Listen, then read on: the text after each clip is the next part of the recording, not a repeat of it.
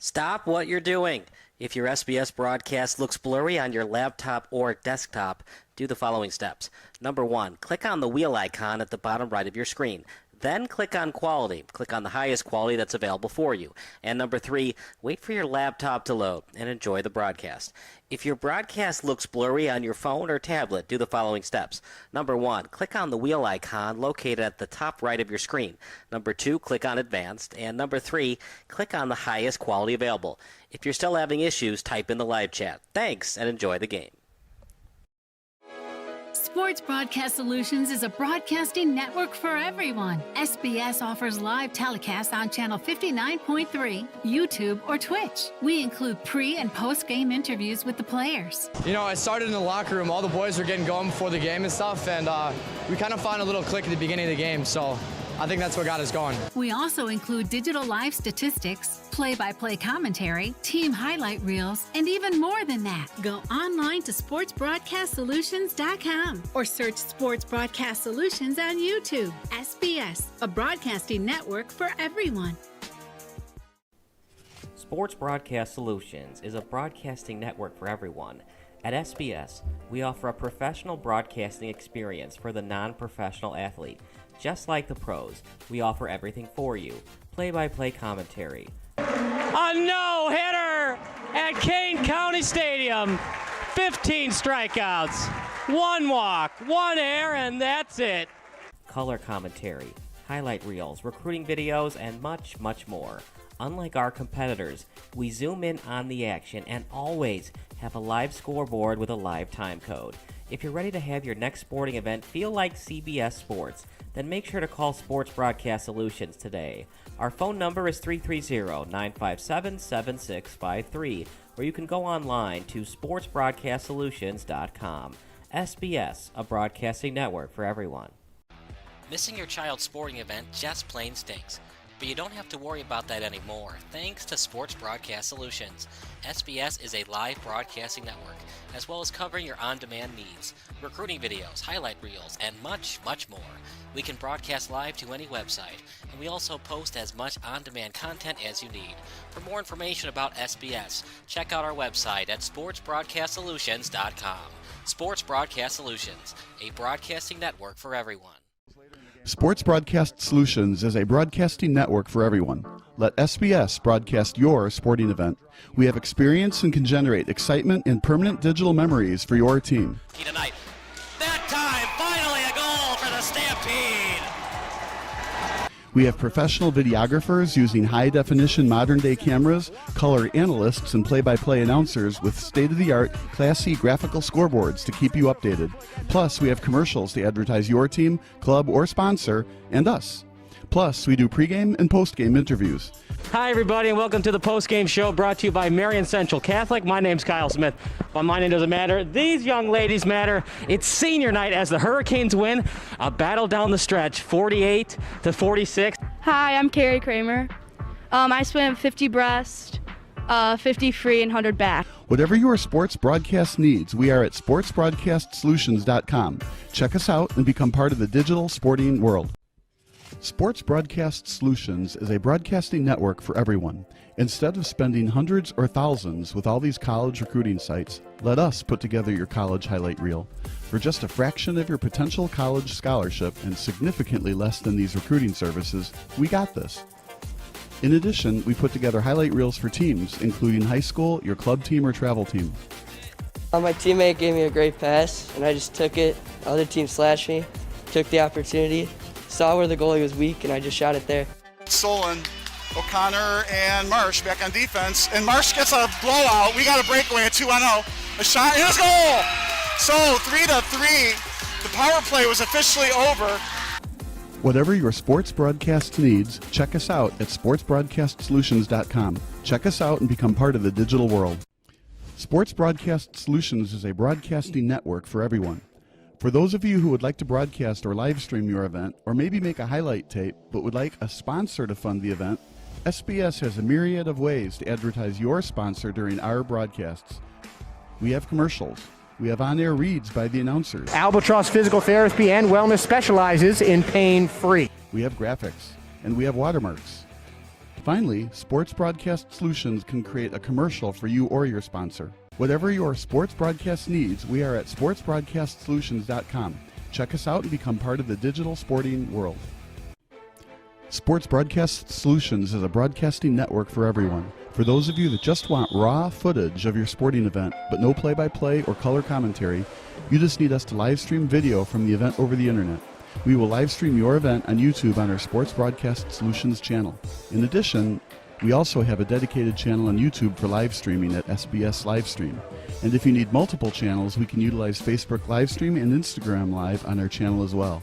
Options include commercials from your sponsors, professional scoreboard graphics are still available, and of course, yes, pre- and post-game interviews are available as an option if you want. We've been working really hard this whole summer and stuff. Whatever your sports broadcast needs, we are at sportsbroadcastsolutions.com. Check us out and become part of the digital sporting world. Sports Broadcast Solutions is a broadcasting network for everyone. We broadcast sporting events for people of all ages, including adult leagues, high school leagues, and kids. Complete with professional-looking graphics, broadcasters, color analysis, and commercials. We do pre- and post-game interviews with the players. In addition, Sports Broadcast Solutions does highlight films, including college recruiting reels, highlight films you'd see on sports news programs, and just simply highlight films for fun. Sports Broadcast Solutions also provides raw footage and live streams if you'd like. Subscribe to us and listen to our professional talk videos about relevant topics in the pro and college ranks. Whatever your sports broadcast needs, contact us at sportsbroadcastsolutions.com and become part of the digital world. This is Sports Broadcast Solutions, a broadcasting network for everyone. Check us out at sportsbroadcastsolutions.com and become part of the digital sporting world.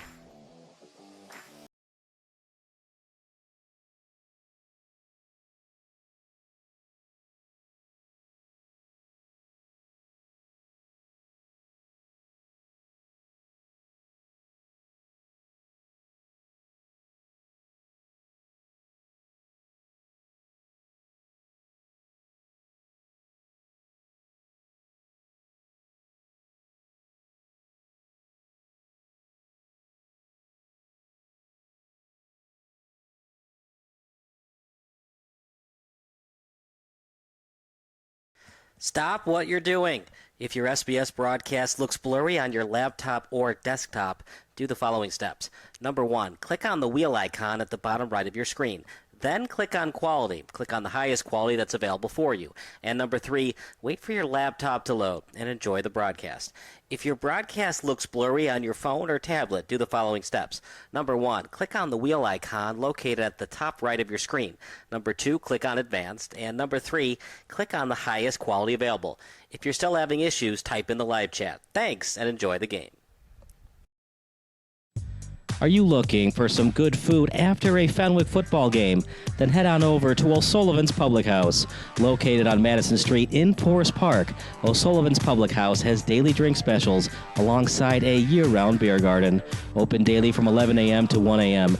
O'Sullivan's PH offers dinner until 10 p.m. Even cooler, O'Sullivan's offers a late-night menu until 11:30 p.m. on Fridays and Saturdays. On the weeknights, O'Sullivan's has a late-night menu until 11 p.m. And for the fall season, O'Sullivan's will offer 20% off food for athletes and coaches following home Fenwick games. For more information, go online to o'sullivansfp.com.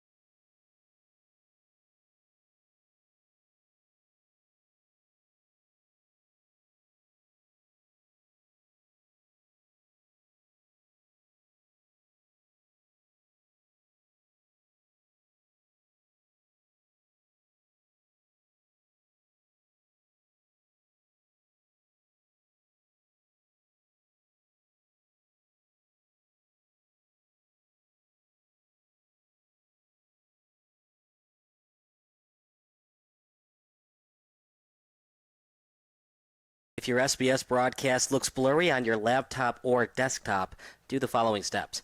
Number 1, click on the wheel icon at the bottom right of your screen. Then click on Quality. Click on the highest quality that's available for you. And number 3, wait for your laptop to load and enjoy the broadcast. If your broadcast looks blurry on your phone or tablet, do the following steps. Number 1, click on the wheel icon located at the top right of your screen. Number 2, click on Advanced. And number 3, click on the highest quality available. If you're still having issues, type in the live chat. Thanks, and enjoy the game.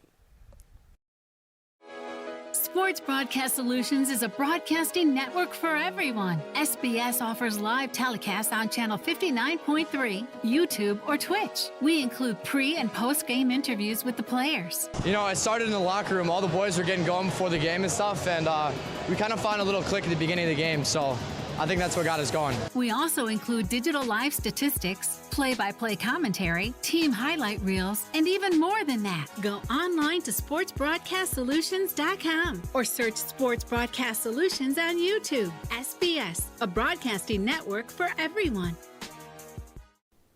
Sports Broadcast Solutions is a broadcasting network for everyone. At SBS, we offer a professional broadcasting experience for the non-professional athlete. Just like the pros, we offer everything for you. Play-by-play commentary. A no-hitter at Kane County Stadium. 15 strikeouts, 1 walk, 1 error, and that's it.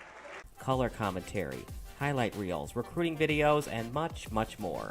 Unlike our competitors, we zoom in on the action and always have a live scoreboard with a live time code. If you're ready to have your next sporting event feel like CBS Sports, then make sure to call Sports Broadcast Solutions today. Our phone number is 330-957-7653, or you can go online to sportsbroadcastsolutions.com. SBS, a broadcasting network for everyone. Missing your child's sporting event just plain stinks. But you don't have to worry about that anymore, thanks to Sports Broadcast Solutions. SBS is a live broadcasting network, as well as covering your on-demand needs, recruiting videos, highlight reels, and much, much more. We can broadcast live to any website, and we also post as much on-demand content as you need. For more information about SBS, check out our website at sportsbroadcastsolutions.com. Sports Broadcast Solutions, a broadcasting network for everyone. Sports Broadcast Solutions is a broadcasting network for everyone. Let SBS broadcast your sporting event. We have experience and can generate excitement and permanent digital memories for your team. Tonight. That time, finally a goal for the Stampede!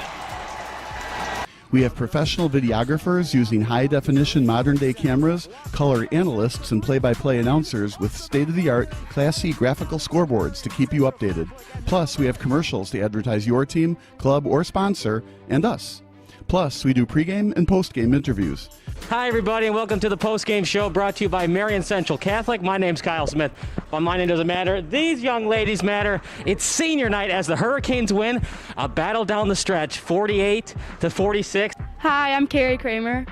I swim 50 breast, 50 free, and 100 back. Whatever your sports broadcast needs, we are at sportsbroadcastsolutions.com. Check us out and become part of the digital sporting world.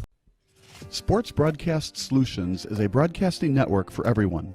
Instead of spending hundreds or thousands with all these college recruiting sites, let us put together your college highlight reel. For just a fraction of your potential college scholarship and significantly less than these recruiting services, we got this.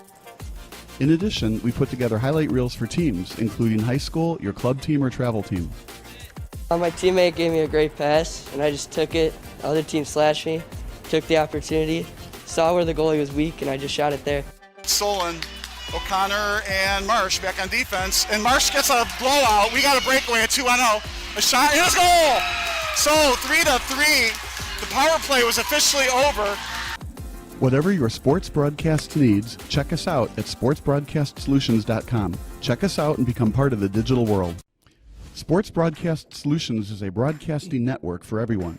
For those of you who would like to broadcast or live stream your event, or maybe make a highlight tape, but would like a sponsor to fund the event, SBS has a myriad of ways to advertise your sponsor during our broadcasts. We have commercials.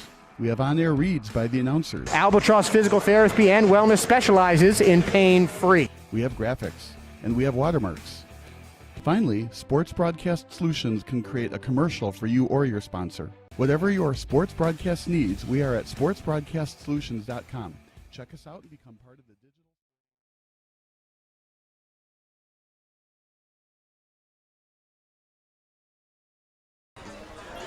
Good evening, everybody. I'm Kyle Smith alongside Hayden Bales. It is 1:15 p.m., which means it's about some time for some high school football. It's the round of 32, Class 7A to be exact, as Fenwick will host Brother Rice. It's a Chicago Catholic League battle today, Hayden, as Fenwick looks to advance to the round of 16. To do that, they need their backup quarterback in Frankie Hosty to play well. He was excellent last week against Carmel Catholic, eliminating the Corsairs from playoff contention. But he'll have to be a little bit more accurate in today's game, as at one point of the game he had 2 touchdown passes, but he was just 5 of 10 in terms of his completion percentage. Got to take care of the ball in playoff football.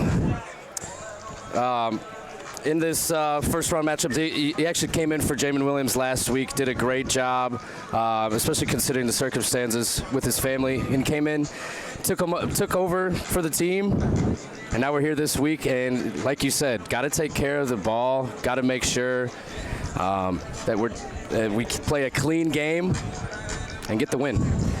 Tyler Lofton, KJ Morris, and CJ Gray are the 3 players to watch out for on the offensive side for Brother Rice. They are 6-3, Hayden, but they did struggle to start the year, just 2-3 in their first 5 games. What has Brother Rice worked on their 4-game winning streak? Well, what I noticed when I was looking at the box scores is that their defense has gotten so much better over that span, allowing just about a touchdown a game over like the past 3 games. So that's where I see the most improvement with them. And like you said, the offense, those 3 players, they got to step up and make some plays for the quarterback, CJ Gray. Tyler Lofton, he is very explosive and exciting to watch on the field, but according to his coaching staff at Brother Rice, he's very quiet, and as he's transferred from Marion Catholic to Brother Rice, they've started to get him out of his shell, so to speak. Will there be any jitters? He is a senior, he's got that senior leadership, but it's his first playoff game and his first and only season playing at Brother Rice. Like you said, first playoff appearance. He is Illinois State University bound, right? So that means he's got some talent. They are going to lean on him to get some yards and pick off some key, probably first downs in some big situations here. Captain's meeting at right at the center circle. For Fenwick, I think you want the ball. You're going with your backup quarterback. Although Frankie started game 1 against OPRF, he split time with Jamin Williams. Battaglia decided to go with more athletic quarterback in Jamin Williams. The accuracy had been an issue for Jamin his last 2 games. Unfortunately, he's out for the year with a broken ankle. It's Frankie's team now. He looked great, but it's a tougher opponent than he saw last week. Yeah, Frankie Hosty. We also got Nate Marshall out there on both sides of the ball, dominating. I mean, we know that from the past games that we've seen him, they like to bring him in on goal line sets, and he's really a big part of their success. Obviously, 4-star recruit going to Auburn next year. Yeah, originally committed to Michigan, now he's going to Auburn. As they meet in the middle of the field here for the coin toss, let's see what we got. If I'm Fenwick and I win it, I would want the ball. Fenwick. See, when I play Madden or college football, I like to kick the ball and get it in the second half. Always makes me feel good. When I have a backup quarterback, I want him to get the ball first so he can shake off those jitters right away, get in there, complete some quick passes, maybe a comeback route, maybe a little screen pass, a little 3-yard slant. Always good to establish the rhythm. I do agree with you there. When you have a backup, when you have your regular quarterback, I agree with you. You want the ball in the second half. Either way, get ahead, stay ahead is the best mentality. Get a 7-0 lead, even a 3-0 lead. Create havoc on the offensive side of the ball and force the opposition to answer. Exactly. I just think overall we're going to get a great football game here today. These are 2 pretty evenly matched teams coming out of the same conference. Didn't get to see each other because of the divisional system they got going over there. But this should be a close game within a 1-score game, I think. Should be exciting, close all game. I like Fenwick in this one, 28-21. What do you think? I'm leaning Brother Rice. I think they're going to nick them maybe about 23-17 around there. Yeah, it should be a 1-score or less game today. Might go down to the wire. We're going to take a break. National anthem and public address announcements coming up next here on SBS, a broadcasting network for everyone. Are you looking for some good food after a Fenwick football game? Then head on over to O'Sullivan's Public House. Located on Madison Street in Forest Park, O'Sullivan's Public House has daily drink specials alongside a year-round beer garden. Open daily from 11 a.m. to 1 a.m. O'Sullivan's PH offers dinner until 10 p.m. Even cooler, O'Sullivan's offers a late-night menu until 11:30 p.m. on Fridays and Saturdays. On the weeknights, O'Sullivan's has a late-night menu until 11 p.m.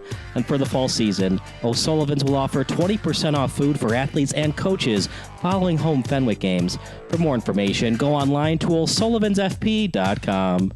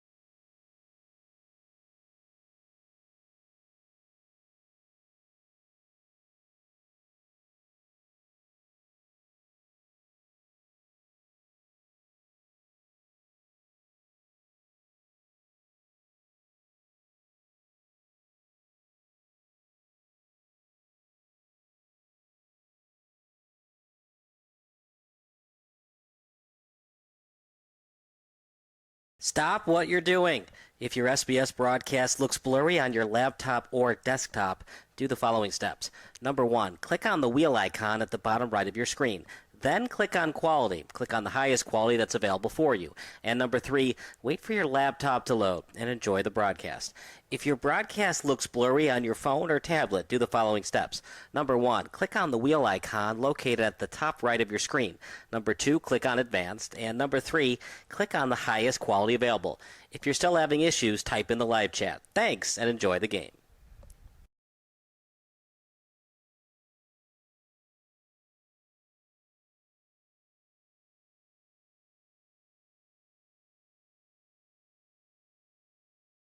Sure, my family.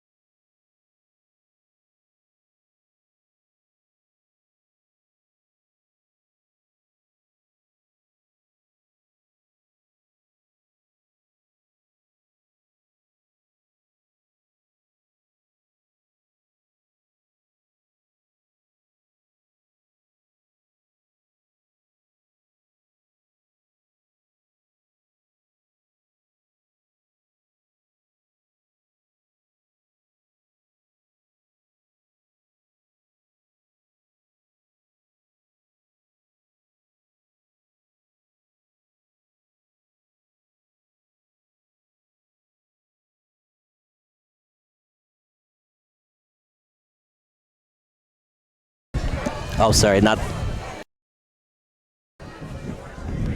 Kyle Smith alongside Hayden Bales. We're a little ahead of schedule. We still have 6 minutes left on the pregame clock. It is 11:24 p.m., so it looks like we're going to start around 1:35, 1:38-ish. I mean, you are right, Hayden. Brother Rice did look good their last 4 games. I am a little bit worried. Look, there were some quality opponents that oh, yeah. Won the last 5 games. Last 5, according to the coach here. Right. In the press box. And they lost to some very quality opponents. They did beat Mount Carmel, albeit it was without Jack Elliott. They still won that game. A win's a win. That's definitely the biggest win on their schedule. Right. When you're looking at the rest of who they played. But it was an impressive win. They actually got the win on a game-winning field goal by the kicker. Lost in Brady overtime Gomez. to St. Rita. Lost in overtime to St. Rita. That was a tough one. That was a low-scoring game. again, I'm leaning Brother Rice, but this is going to be a close game. This is going to be a fun one. Halloween just passed, so that means there's a little bit of a Christmas in the air. You know, I'm just not that guy. I know that 93.9 WLIT already has the Christmas music. It's too early for me. I can't do the Christmas lights this early on in the year. No, I'm still on Halloween, definitely. But I'm a Halloween guy, so right. I might wear my stuff out next weekend. Who knows? So it's November 2nd. Do you know what today is? Let's see.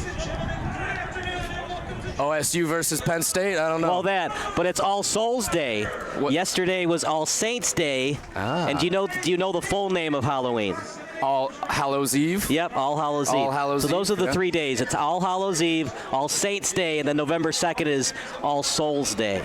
I did not know that.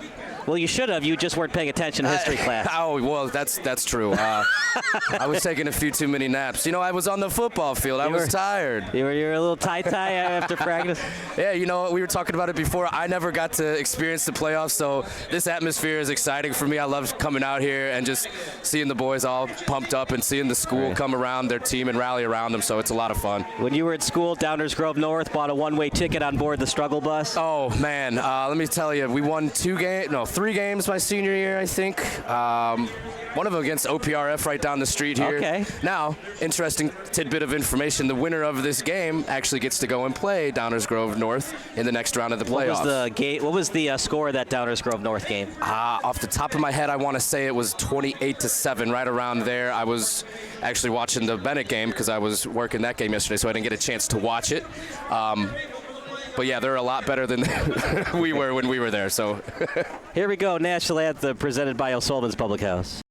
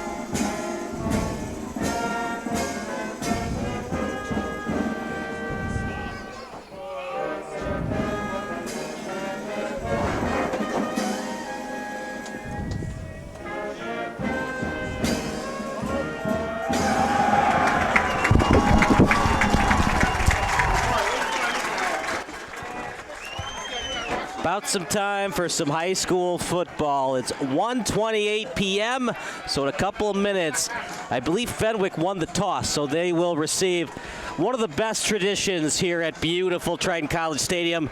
They run through the banner, the Fenwick Friar banner to be exact. another nice tradition they have here is having the Heisman Trophy of one of their past winners on the field. We don't know if it's the real one, if we think it's a replica, but it's still pretty cool. It's nice to see up front, and they get to walk by it and touch it on the way onto the field, so I like it. If you ever have time, go on Instagram. Frank Arroyo Jr., he covers the Friars. He's got the 4K cam. You'll see him rolling around the sidelines. He'll show a close-up shot of them rolling through the banner. It's pretty cool stuff. One of my favorite scenes from the movie Little Giants. The little kids, they're trying to run through the Giants banner, and they can't do it. They can't bust through it. There's so many videos of that out on the internet right now. I think going back to my days playing football, man, we could barely get through that thing without messing it up, running the opposite way, whatever snafus there were. That just goes to show you everything in football is a coordinated piece of work, even just running through the tunnel, even running through the banner. So you said 23-17 for the Crusaders. I said 28-21 for Fenwick. Yeah, so, yeah. If I were a betting man, we'd have a little bit of money on this, but not in IHSA. They don't do that. Pretty quiet visitor side for Brother Rice. It's not that far of a drive, especially on a Saturday morning. Smaller stands over there too. They're filling them up, but not too many seats to fill in the first place. Is that advantage Fenwick? It gets very loud and rowdy on the home side. Not a lot of visitor side when things start going the way of the Crusaders. It's definitely an advantage.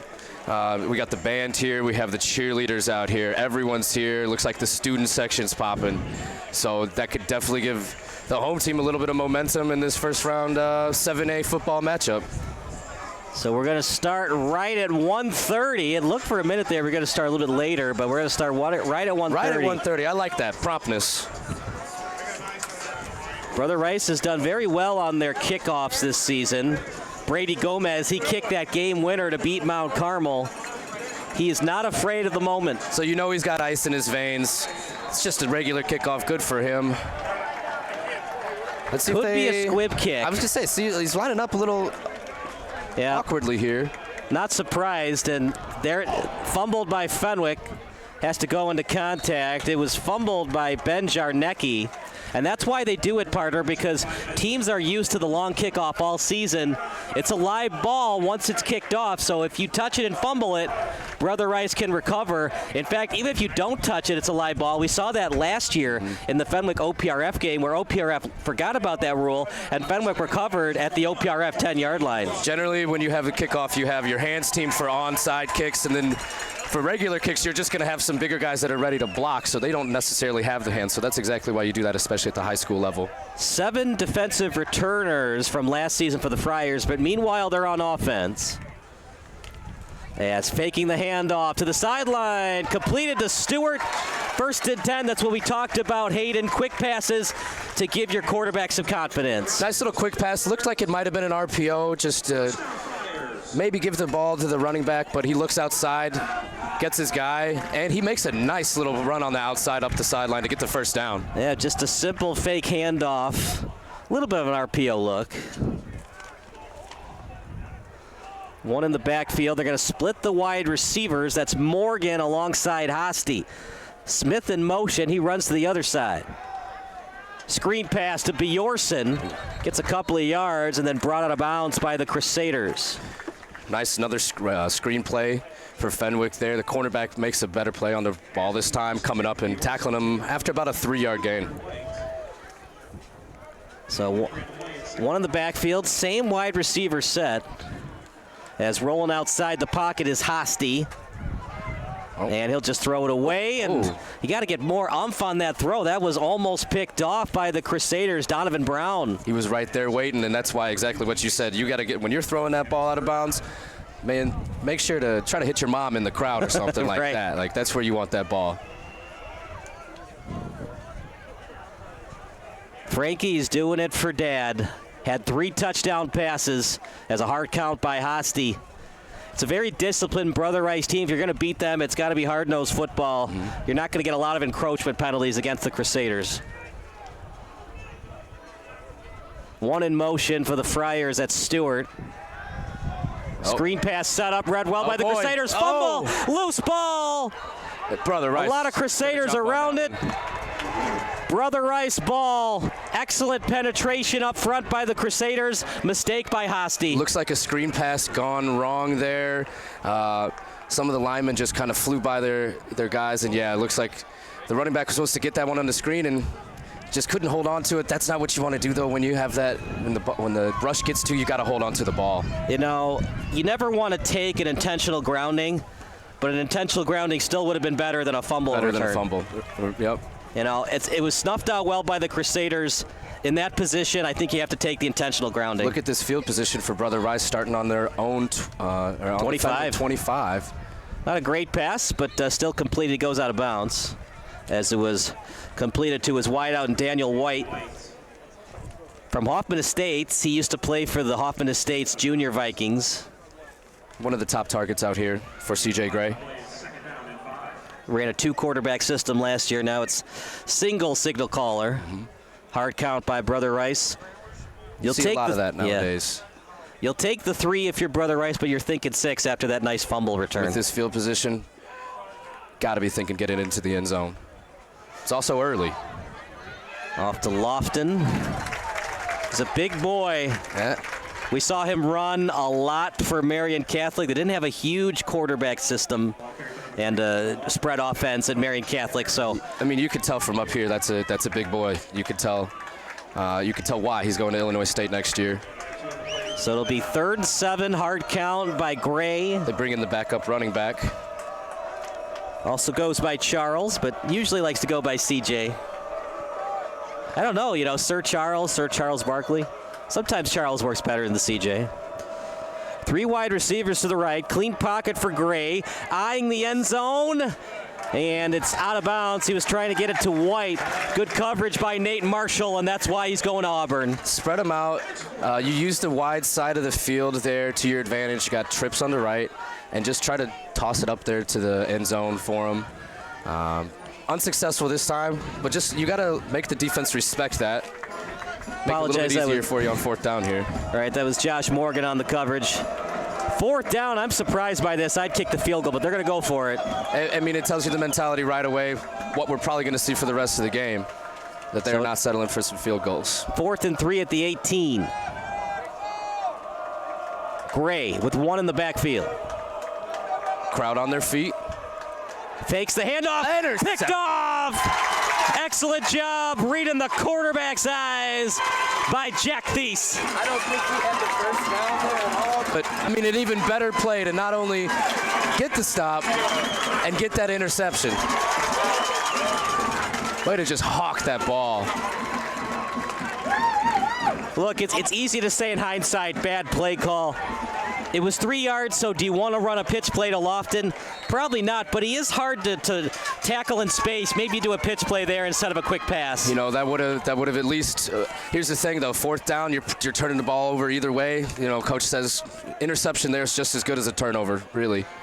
Down the sideline, and they try it again. This time it was intended for Smith. Well read by the Crusaders.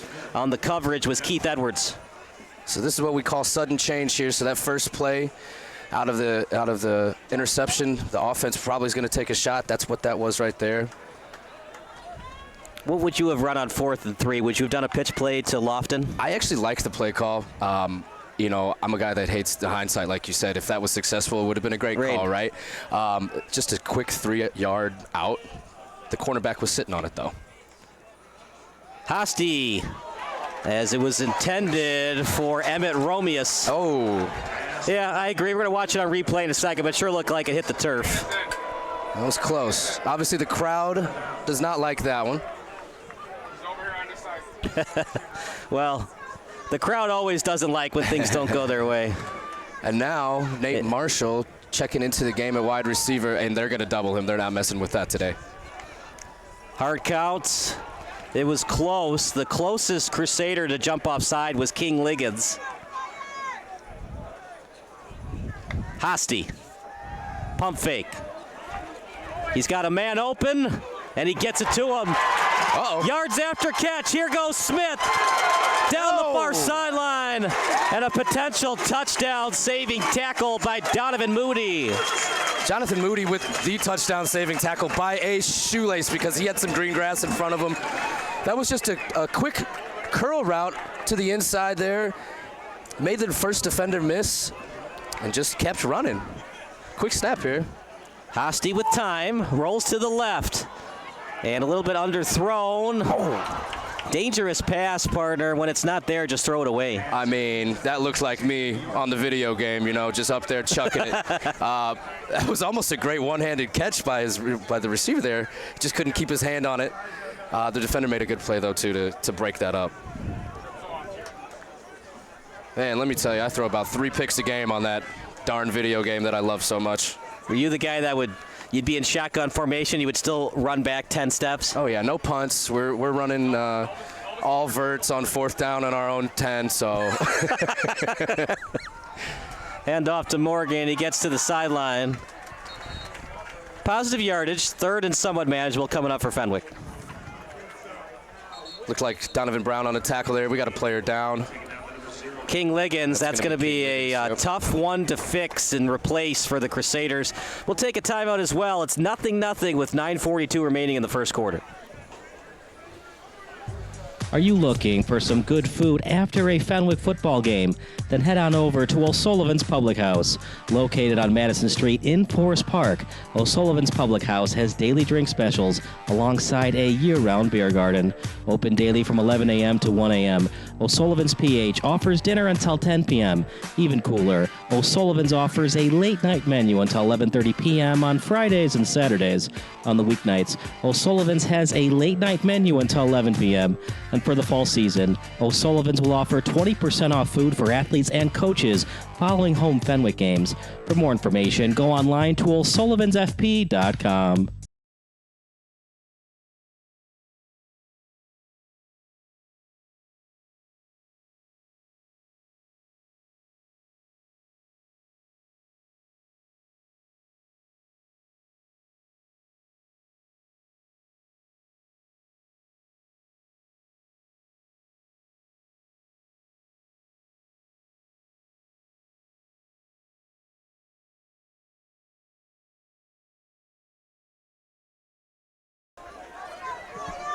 Third and 8 on the 38.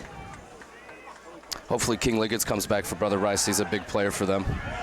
Hosty, and he's sacked. Flag on the play. Might be on Fenwick. Charlie Steck got to the ball carrier, to the quarterback there, but some laundry on the field. He had 8 tackles and a pass broken up in that win over Mount Carmel. Oh, we have ref audio here. Oh, I'm impressed by that. I like that. This ain't no amateur hour, Hayden Bales. Hey, it got my attention right there. 4th and long, no choice but to punt. There'll be Noah Sir deep in punt formation for the Friars, and deep for the Crusaders will be Christian Pierce. Apologize, it's KJ Morris. Heels on the 10-yard line for the punter. Doesn't want to let it bounce anywhere behind him, but will come up to catch it. Good hang time from Sir's punt, and it takes a friendly Fenwick roll near the 15 and stops at the 14. High school football, a lot more of a field position battle than the other levels. That was a big kick. We're seeing some good things from Hosty, some not some good things. He's a little rusty. He hasn't started much this season. He took care of the ball there. He didn't fumble like we saw on the other end, right? In a similar situation with the sack. So we got to give him his merit where merit's due. Couldn't get the first drive, but good field position. If I'm Brother Rice, I'd like to get it to Lofton in space. Either a pitch play or a jet sweep, maybe a reverse. Get the tight end in. Maybe he's going to be a blocker for him. Up the middle, well read by the Friars.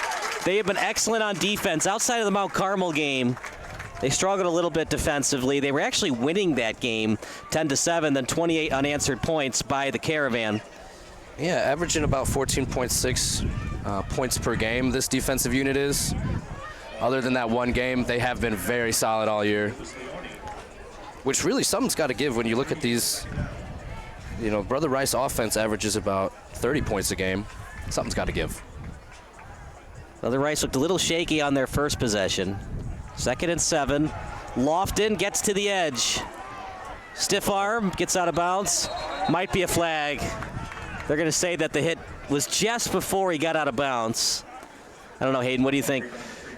Those are, I think it was a clean hit, but those are the hits you got to stay wary of a ref, because on the sideline you never know what kind of kerfuffle could happen. Once he gets close to the sideline, when he's trying to give himself up, maybe want to avoid that late hit, because once he's out of bounds, you hit him, it's 15 more yards. But you never know. If he tiptoes up that sideline, and then the next thing you know, you're on his highlight tape. Because you just got pancaked. So it's a tough call. 1 and most for the Crusaders. That's Goggin. Gray gets out of a tackle. Wow. Great job by Gray Marshall trying to punch that ball out. Nate Marshall got there first. He avoided him, and then he came back on the back end. And, yeah, he really tried to punch that ball out. Good play by C.J. Gray to avoid the 4-star recruit. Yeah, he's athletic. Showed on that play. 2nd and 4. Could have been a loss of 4. Instead, he gained 6. That's all you can ask for.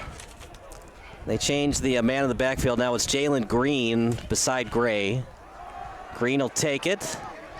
Gets to the edge and gets the first down. Moving the chains. That's what Brother Rice has done well on their current winning streak. Jake Thies with the tackle there. He's been a big player on defense for Fenwick.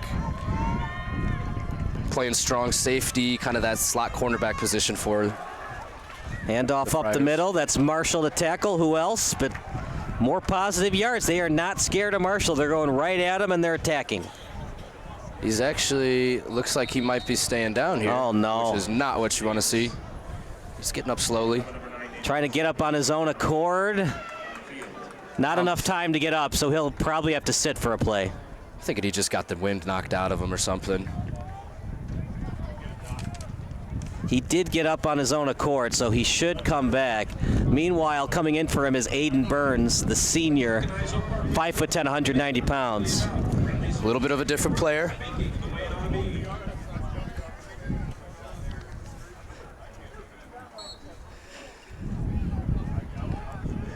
What does this do defensively for the Friars? I mean, I think it opens things up. Now you don't have to worry about that black hole that is Nate Marshall on the defensive end. 2nd and 4, handoff to Lofton. That's why he's going to Illinois State. Look, we all know what he can do when he goes to the D gap, but he can run A and B gap as well. He just got that first down. That was going to be short by about a yard, and he just kind of bullied his way through there. Picks up the first down, and now we're on the Fenwick side of the field. Well, they started deep in their own territory. This has been a great drive. Start at the 14, handoff up the middle. The guy to finish the tackle was Michael Murphy. Again, just a nice, easy 4 yards on first down. Stay ahead of the sticks.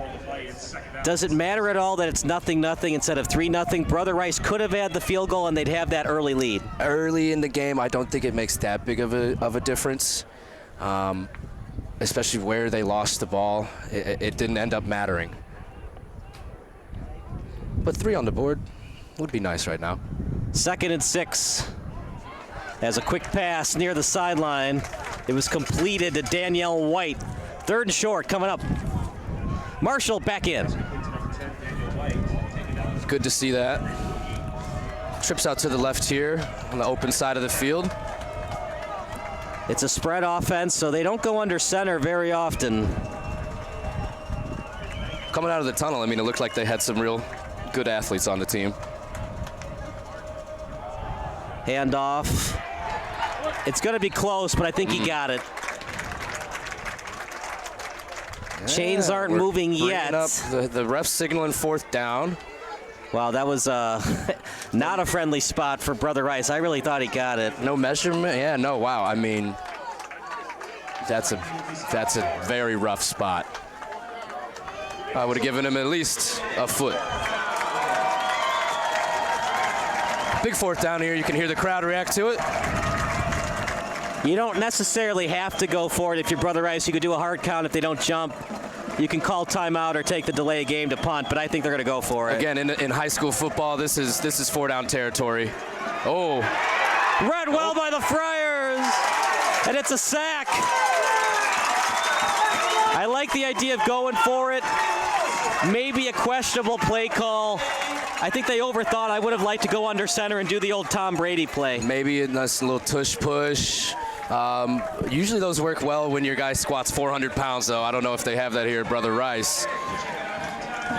But you saw what happened. Fenwick gets the ball in good position, and Brother Rice's defense has got to step up now. Well, we're starting to see why Brother Rice has those 3 losses. A little bit of Dr. Jekyll, Mr. Hyde with this Brother Rice offense. Definitely been an up and down. Yeah, I mean, to drive 50 yards down the field and then get stalled on the 35, it's rough. It's tough to go back to the sideline after that. But they're gonna, look at the film and try to get one for the next drive. Need a couple more first downs to consider kicking the field goal. Sir has an excellent boot. It does.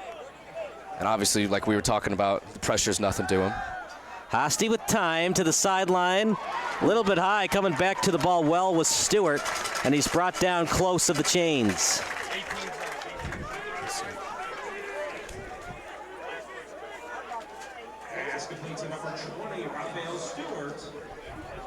Stewart, a little bit gassed. He's going to go to the sideline. Stewart with a nice snag above the head there on the out route.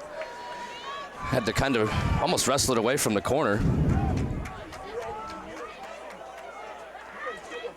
So Frankie Hosty goes to the sideline for a play, and this will be wildcat formation for the Friars. Jumbo set, I would say.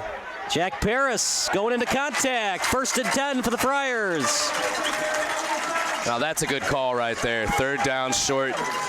Bring in your power set and just pick up the 1st down, live to fight another day. On defense, when you see wildcat, what do you have to do to adjust to push them back? It's tough. As a defender, you want to know that you think you know that the ball's just going to come right from the running back that's taking the snap. But then that's when you get hit over the top with the play action. So you still have to stay disciplined. And at the end of the day, you know, rally to the ball as a team. Hosty back in. Smith with the ball off the screen. Big hit. And Smith did not see him coming. It was a huge hit delivered by Christian Pierce. Christian Pierce, the middle linebacker for them. Actually, number 68 linebacker in the nation, according to one of the websites we were looking at. He's actually looking at Michigan State and Michigan. And you can see why. I mean, he just flattened the ball carrier there. That's a good player in Smith, too. He plays both tight end and wide receiver for the Friars. 3 wide receivers to the right. Clean pocket for Hosty. To the sideline. Dropped. Oh. Got to get that on target. When you throw it behind him, it's easier for the defensive back. Calling it a complete pass. They're saying, watch it on replay in a second. He caught it, brought it down, and that the ball caused, the ground caused the fumble? It looks like a very questionable call. I just saw it on replay. It's going to bring up 3rd and 1. Hey, we don't argue with the zebras around here. There is no such thing as the ref changing his call. That's why you have the instant replay system. Unfortunately, in the NFL. Yeah, no VAR in high school. First questionable call by the refs today. Screen pass to the right. They'll get it and more. 1st and 10 coming up for Fenwick as it's completed to Montgomery.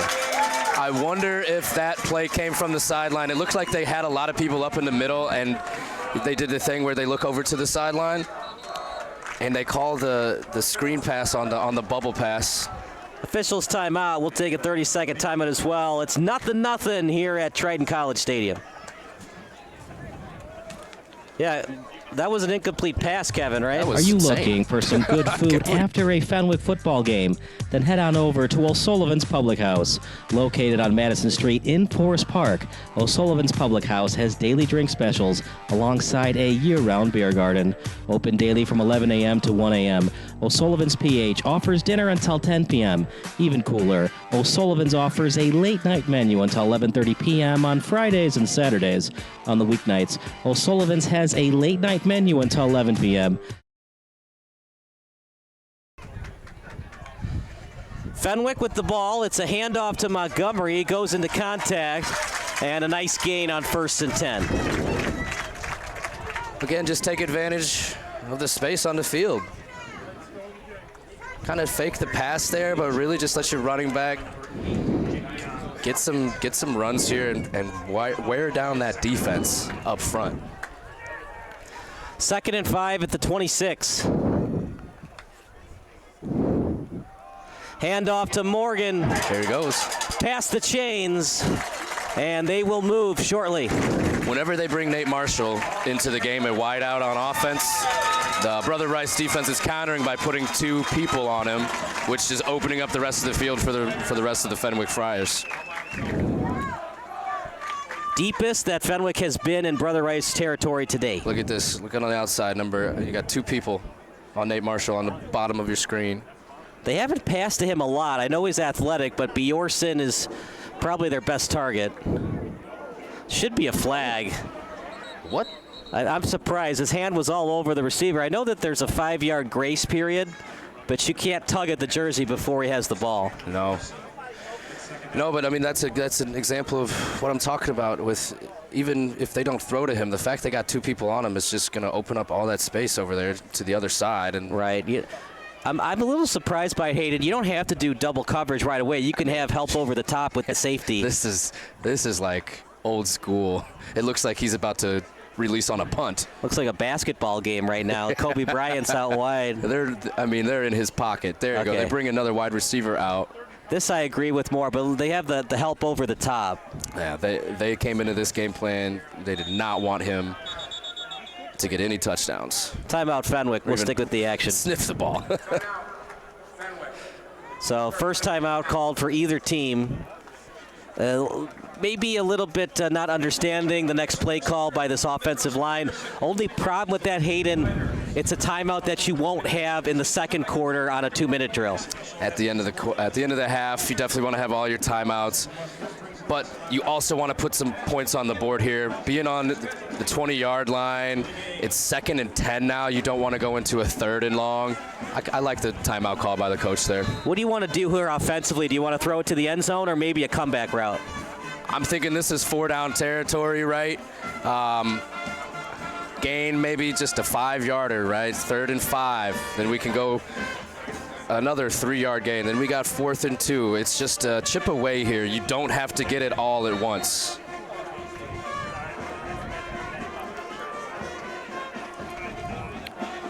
Second and 10 at the 20. A little bit of a chess game here with these DBs and wide receivers. Another hard count by Hosty. Nate Marshall was all by himself on the bottom. They had 2 over there, so Fenwick countered by bringing their receivers on the same side as him. Hosty with the pressure, and he'll be sacked. And not only is he getting sacked, part of it, what Brother Rice is doing, they're sacking and they're trying to sack by putting a hand underneath the football to try to knock it out again. Charlie Steck again there with the sack. And they're looking, right, like you said, to get that ball out. They're not just looking to bring him down. They want that ball back right now before the end of the quarter. It's been a tough schedule for Brother Rice. They also had to play Loyola. Only lost to them by 7 points. Mm-hmm. Loyola team who has a chance to win the state title yet again. Always a tough team down there in Loyola. 3rd and 14 at the 24. You want the first down, Hayden, but you'll take the 3 points. To do that, you need probably at least 7 yards here. Have we seen how many field goals has the Fenwick kicker hit? Has he hit some deep ones? He can, but this would be 41. It'd be 41 it's a little bit yarder. tough for a high school kicker. You know, nowadays these kickers are good in the NFL, but yeah, this is still the high school level. You got to get at least within a 35-yard shot for me to feel anywhere comfortable for that.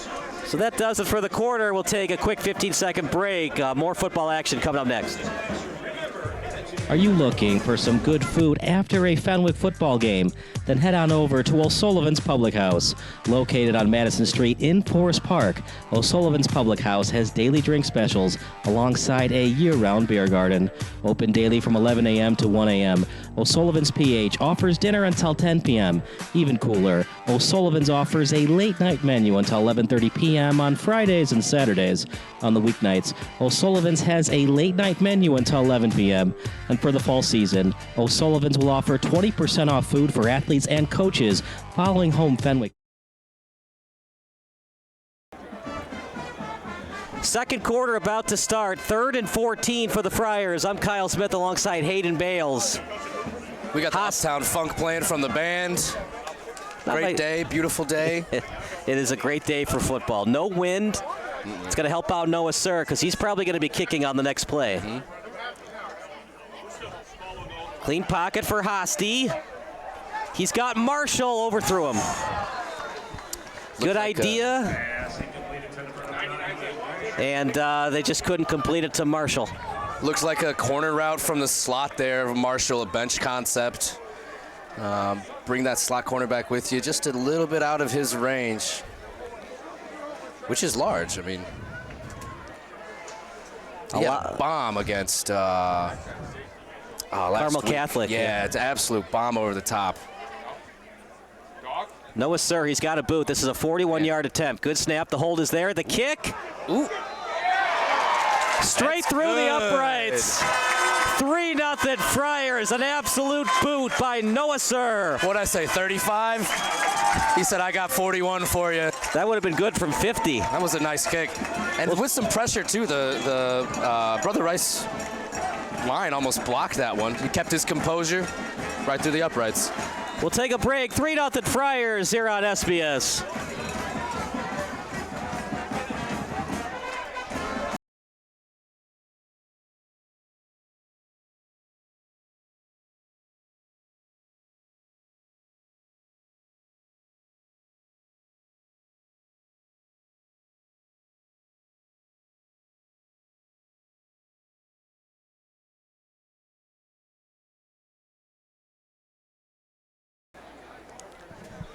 Three 3-0 Friars off the good field goal by Noah Sir.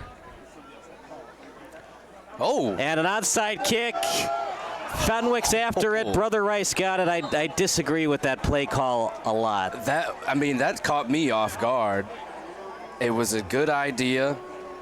It looks like Brother Rice was ready for it, though. They certainly were. Shocked by it up here in the press booth.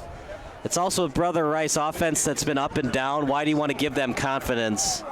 Short field. Especially you just got the momentum back off the field goal. Your defense is doing a great job. I know you want to steal a possession there. I think you're overthinking it if you're Matt Battaglia. Shows you got a little bit of confidence in your defense, though, to give them the short field and go out there and say, hey, boys, we can bend, but we do not break here. Up by 3, so a field goal would just tie the game, of course.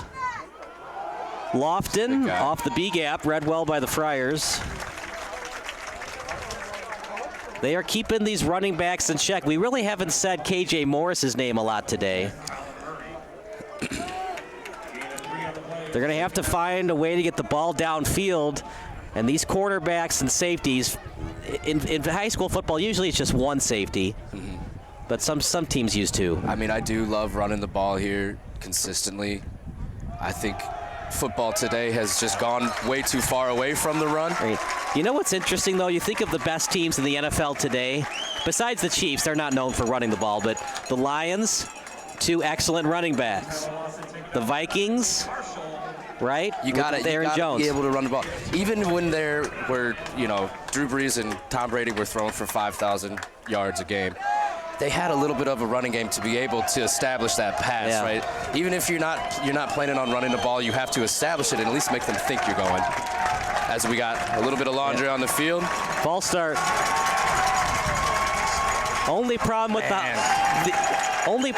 the hard count, Hayden, is you got to make sure your offensive line knows the signals. Sometimes the quarterback runs an Omaha that the O-line isn't ready for, and then they jump offside, a.k.a. false start. And that's a huge penalty there. Takes them from 3rd and 5 to 3rd and 10.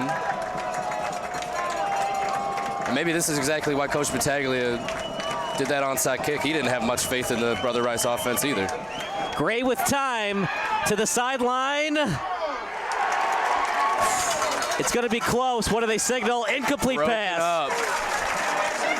He was trying to get it to White. If it was on target, it would have been a completion. A little bit underthrown and allowed Heinrichs and this Fenwick defense to get to the ball. Great play by the defender there to just get in there. He was a little bit behind the play. Oh, and they got a penalty here too. Roughing the passer. Yeah. So, wow, knock all that out. The roughing the passer is going to give Brother Rice a first down in Fenwick territory. That's the one bad thing about the onside kick. You don't get it. You give up a roughing the passer. If they were inside their own 20, it wouldn't hurt as much. And even more so for the defense, they just had them stopped. Oh, my goodness. Ooh. They are just roughing up these running backs. That was Green. He got nowhere. He tried to get off that little spin of the first guy, but the next defender was there to stop him within 1 yard of the line of scrimmage. 2nd and long. You ask a lot of your offensive line when you're in these obvious passing situations all the time. So if you're Brother Rice, you're trying to get to 3rd and 5, not 3rd and 9, 3rd and 8. Mm-hmm. Staying ahead of those sticks, like we said, putting the offense in a good position. One in motion. It's easier said than done, of course. Right, yeah. It was Goggin in motion again. Lofton, nope, that's Gray. Great job tackling from behind by Jack Paris. Two of his older brothers played here at Fenwick, including one of his older brothers won the state title in 2021. So this is a big moment for that family. I'm sure they're somewhere down here in the crowd cheering on little bro. Connor and Martin, they were excellent players here. This is little brother's first playoff appearance. Yeah. Right? So I'm sure he wants to show off for the brothers and tell them, hey, man, y'all ain't have nothing on me. 4 wide receiver set. Gray gets the snap. He's got time. He rolls to the left. Here comes Paris. Nowhere to go. Thrown away. It did not get to the line of scrimmage. That should be intentional grounding. Might have rolled out of the pocket. The refs are going to come together to make a decision here. Yeah, and there it is. If he had got it to the line of scrimmage, it would not have been intentional grounding. He was outside the tackle box, but you have to get it to the line of scrimmage. Absolutely. And that's exactly what the ref's explaining to us now. C.J. Gray actually had a little bit of time in the pocket there. He started to scramble out to his left when he didn't need to. You know, it's just a little bit of nervousness. It was his. Right. Well, I mean, you're always taught as a quarterback, 1,000, 2,000. If it's not there, because the O-line knows once it gets to 3,000, you're probably going to roll to the left. And the reason you do that is the wide receiver is running an out route anyway. So if you roll to your left, it's an easier distance to complete that pass. Also a little bit easier for the wide receivers to come back to you when you're running a certain way. Pretty good punt. Excellent hang time as Montgomery will run with it, and he's going nowhere fast. He's got a lot of speed. He had a kick return touchdown against St. Ignatius earlier in the season. That was a risky no fair catch call, but he made it happen. Looks like King Liggins is back in the game too. Low-scoring game. Do you see more of good defense or quarterback struggling? I see a little bit of offensive struggling here. We saw that that 50-yard drive by Brother Rice that just stalled. But let's not take away from the defense. It means they're committing to their game plan and executing their game plan as well.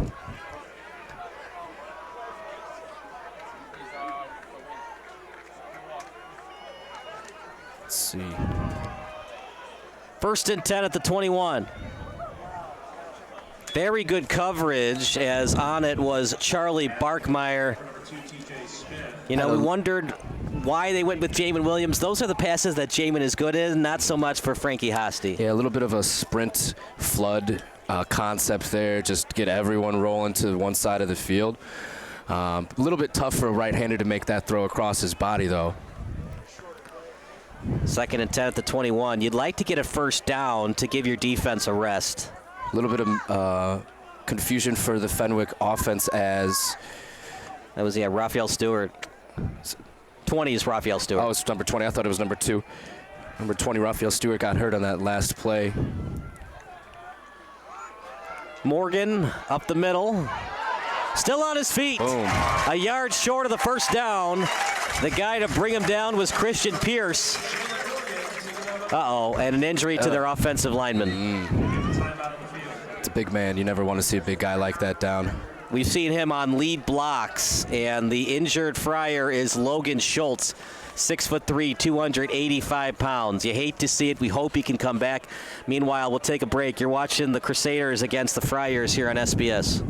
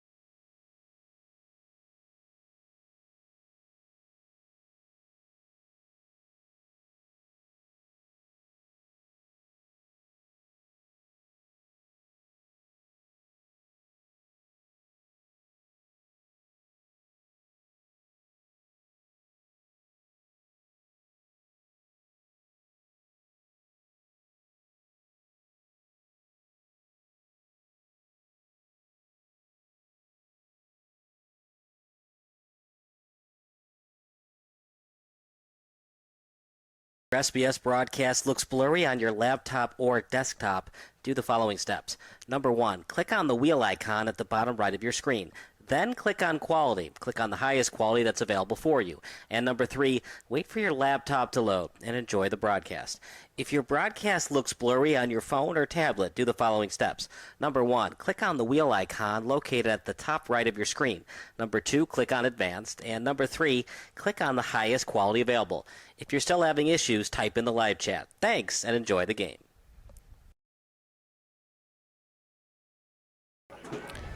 Doesn't look good for Logan Schultz. He can barely walk on his own accord.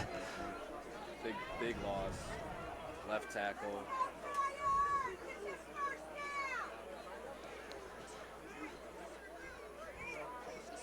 If you're not a huge football fan and you're watching today, the left tackle is probably the most important offensive lineman because he protects the quarterback's blind side. And he's also just the biggest physically person on that run, too. They run Wildcat with Paris. They got the first, and that's something they might have to do more often today, Hayden. Without their left tackle, they might have to run A-gap and B-gap more instead of C and D-gap. This is going to completely change the game plan, though.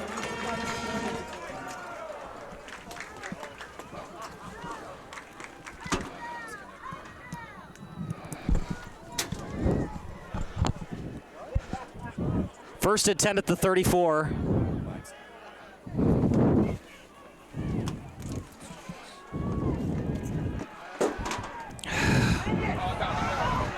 Down the sideline, and no one home for Brother Rice to get it.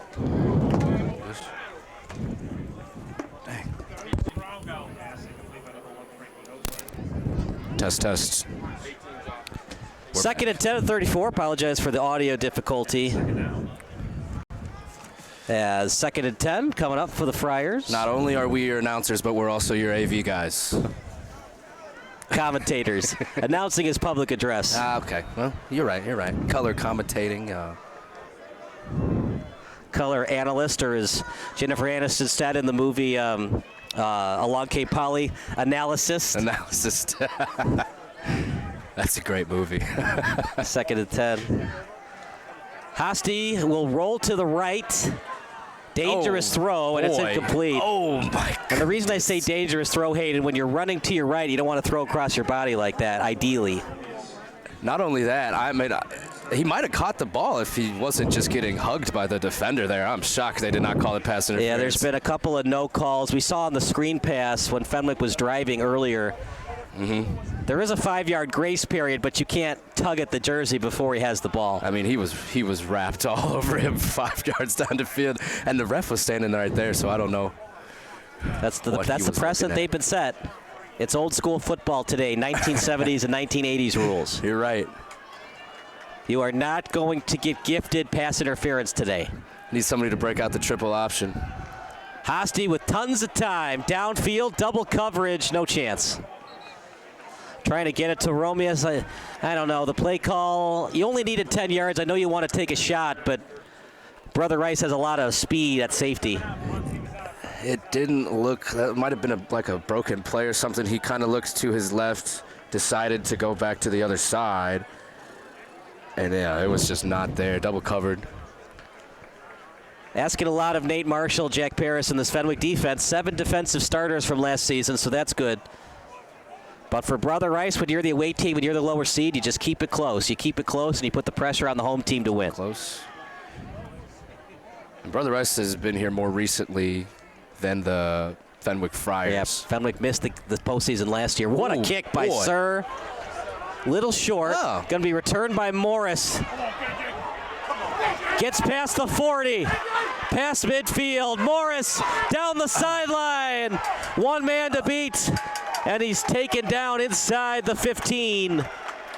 Man, we thought we saw a booming punt, a field flipper. That returner took it back, and he said, nope, we're going back right back to where we were. And they got to start using him as well on offense. He is a tough guy to bring down.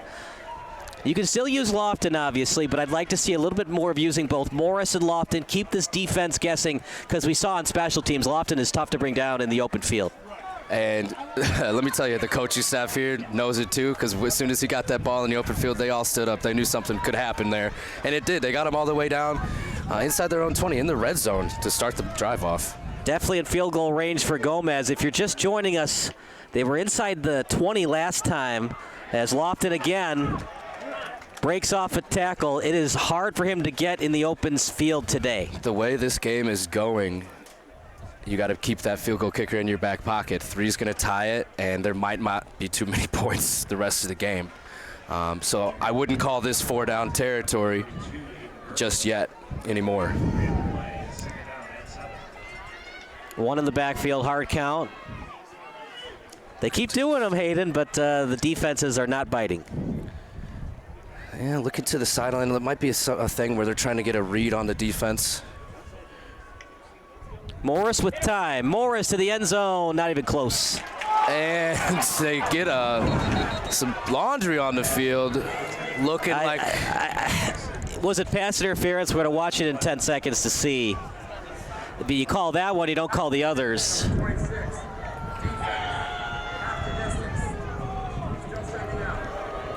Yeah, I don't know. It kind of was. I think there was more egregious ones they should have called they didn't call. I don't know if that pass was catchable. Isn't that part of pass interference? Well, it wasn't catchable because he pushed him away from the ball, kind of. I don't know. Yeah, I guess that's true. You make a good argument. Was it a catchable ball? Well, if he hadn't pushed him, it would have. I mean, it's not a bad call. It's just interesting. The ball was on the ground before the receiver even really looked back at it. But 2nd and 2 at the 5. Wildcat. And Gray is going to get to the first down marker, stuffed short of the pylon. They are hitting out here today, I'll tell you that much. This is not a game that's friendly towards the offenses. This is hard-nosed, smash-mouth football. It looks like he had a clear line to the end zone there, and he just got clobbered. 1st and goal at the 1. Here's the thing, Hayden. I'd like to get your point of view on this. You don't run a lot of plays under center in practice, but this is where you want to go under center. It's 1st and goal at the 1. Another thing that is not seen enough, other than the run, being under center as the quarterback. It is such a delicate exchange, and they're not even going to do it here. Wildcat, close, and no signal yet. That was an interesting formation. That was definitely a jumbo set goal line. You bring in all your big guys, put them right in front of the ball, and then still snap it in the shotgun. See, if you're under center there, I think you get a little bit more options. It's 2nd and goal.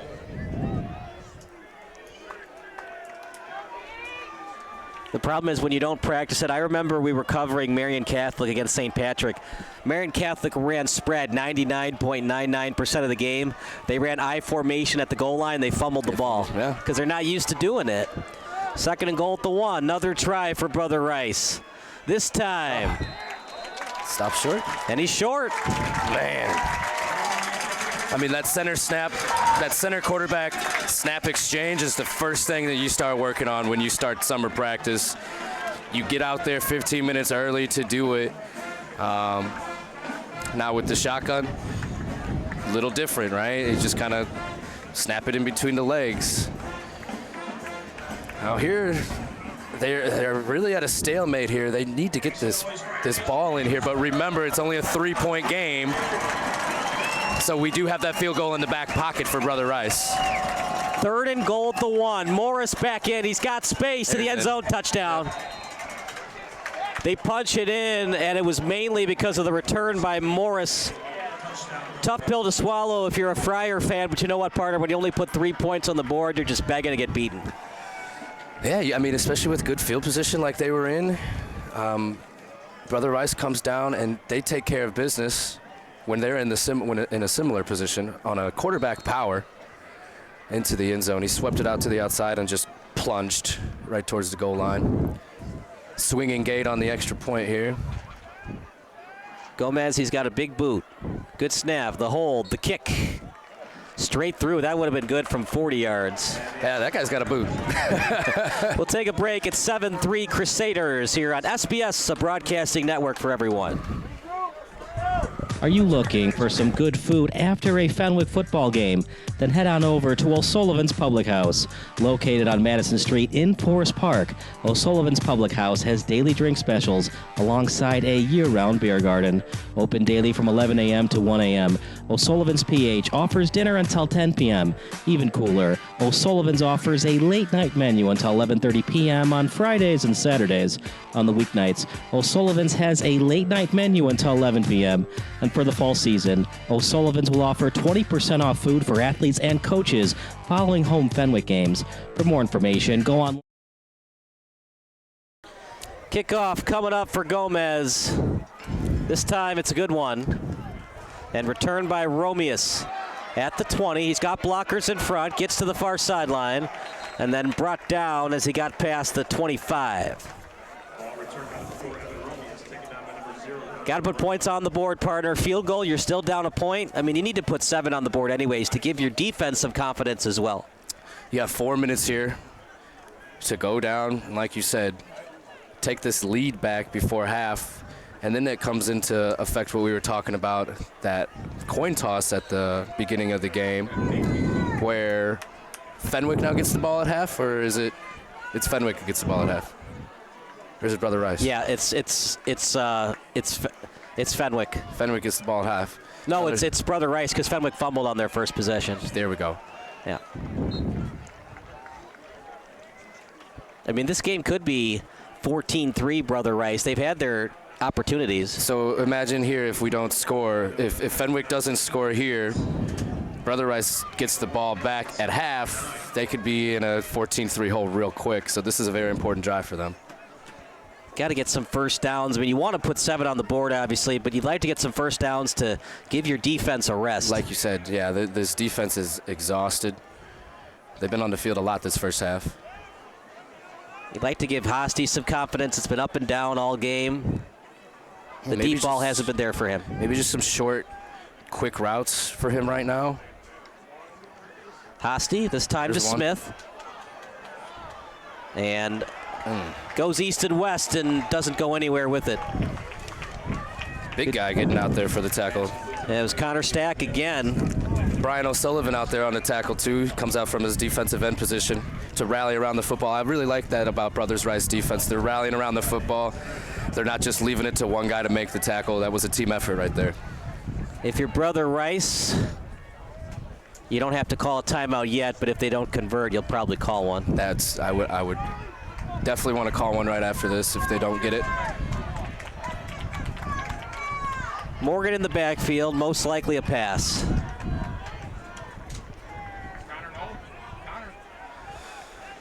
You could run the ball to give your punter more room.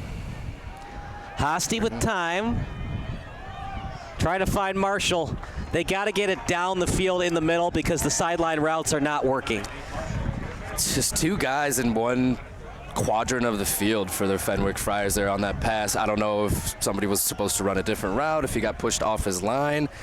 But when Nate Marshall's running right there and you have Andrew Bjorson less than 5 yards away from him, it seems to me like that's a mistake.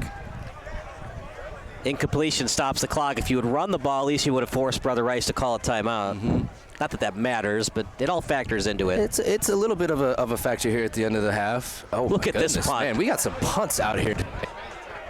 Morris can't return this one. Inside the 10. Nearing the 5, and then it takes a Brother Rice hop. And then eventually recovered by Fenwick's Dominic Ferrante. I mean, talk about a field flip right there. He kicked that ball from his own 15-yard line. Got it all the way to the other 10. I mean, that's special teams at its finest right there. It's been the Noah Sir day today. Yep. The field goal from 41, an excellent punt. The return by Morris, the only thing they did do that Sir did wrong was a little bit short on the punt, but the hang time on Morris's return previously was excellent. Yeah, he got that ball high up there and it just hung. You know, the returner probably should have at least air caught that one so it didn't roll, but on to the next play. Gets to the second level and he gets the first down. Clock will stop briefly. But Brother Rice is not with a sense of urgency right now. What they want to do, Hayden, they want to score, and they want to score with like 30 seconds left on the clock. 4-minute drill instead of a 2-minute drill, right? Just to kind of knock some of that time off the clock with some of these runs from the big man. Only time that Brother Rice scored was because of their special teams. They got it to the 13-yard line, and then Gray and the offense did the rest. Special teams can flip a high school football game so quickly. I've seen it so many times. It's the biggest play in the game. 2nd and 8 at the 23. Fenwick only has 2 timeouts because, remember, they called one. Mm-hmm. That was in the first quarter when they called it. And it looks like they're going to let this clock roll down. Gets it in between the linebacker and the safety, and a nice completion, pitch and catch, as was delivered to Jimmy Maxon III. We're just on the slot here. Looks like a quick little slant route.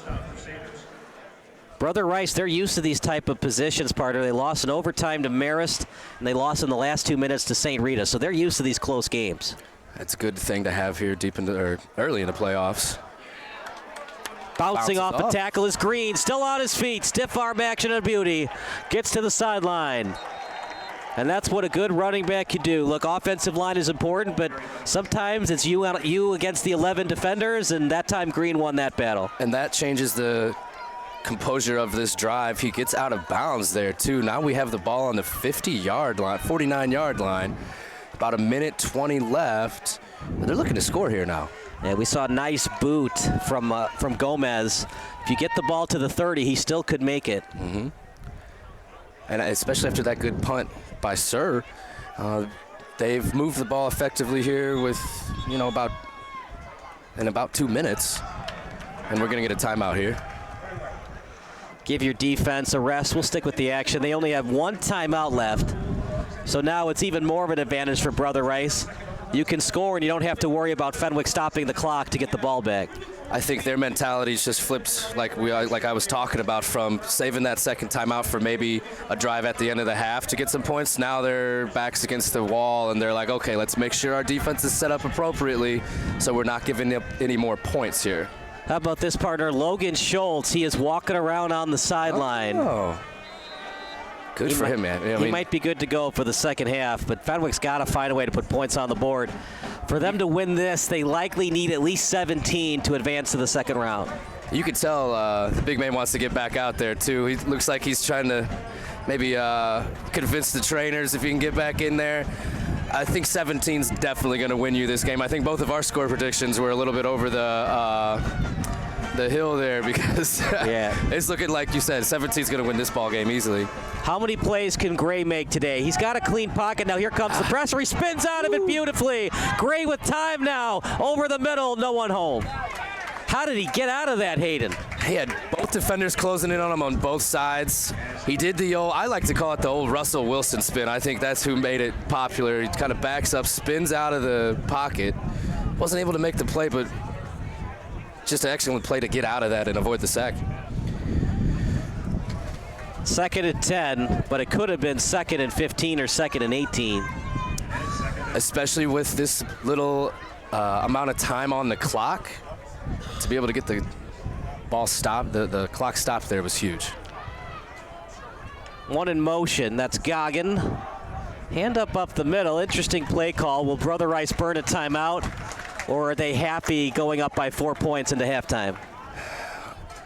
Man, if it was me, obviously you want to score here, but let's look at the composure of this game, or the composition of this game.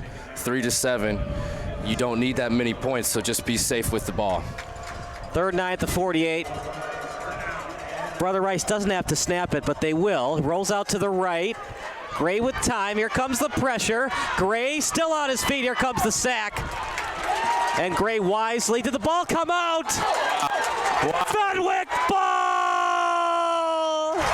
I saw the refs.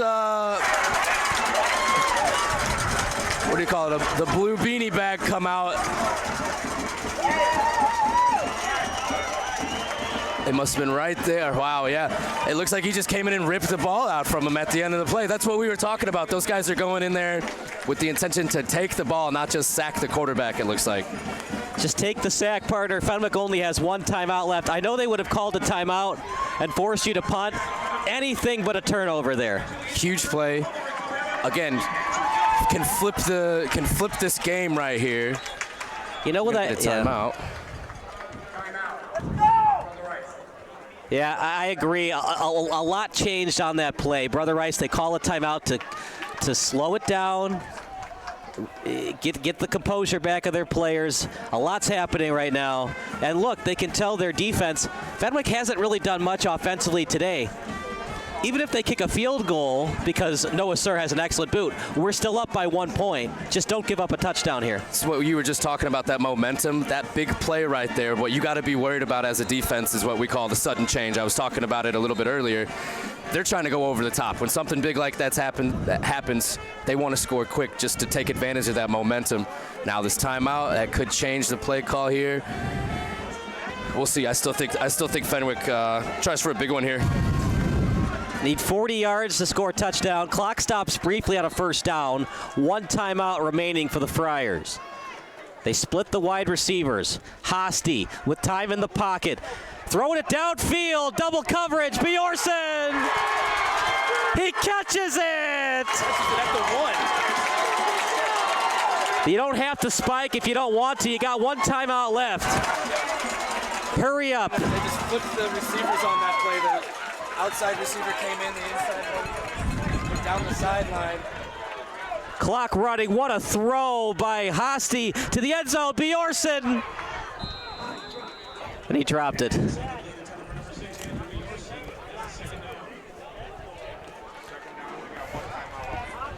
First and goal at the 1. Now second and goal at the 1 with 16 seconds left. You take that pass.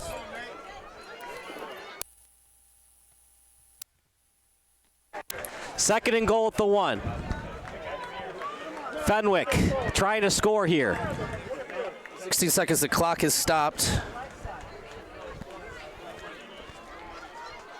16 seconds left. Ball at the 1 yard line. Hosty with time to the end zone. Flag on the play. Oh, looks like we're probably going to get some pass interference here. Man, what a... That was that play I was talking about, that sudden change, right? As soon as that ball gets turned over, the offense is looking for a big play. And here's the thing, Hayden. Why didn't Fenwick call a timeout? This is why. You could run the ball here, and you got to call a quick timeout for one more play. It was actually a smart goal line fade. I hate those calls, but that was a good call there to stop the ball.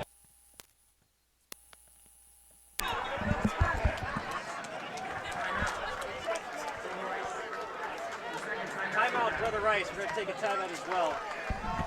You're watching SBS Broadcasting Network. Timeout here. Are you looking for some good food after a Fenwick football game? Then head on over to O'Sullivan's Public House. Located on Madison Street in Forest Park, O'Sullivan's Public House has daily drink specials alongside a year-round beer garden. Open daily from 11 a.m. to 1 a.m. O'Sullivan's PH offers dinner until 10 p.m. Even cooler, O'Sullivan's offers a late-night menu until 11:30 p.m. on Fridays and Saturdays. On the weeknights, O'Sullivan's has a late-night menu until 11 p.m. And for the fall season, O'Sullivan's will offer 20% off food for athletes and coaches following home Fenwick games. For more information, go online to o'sullivansfp.com.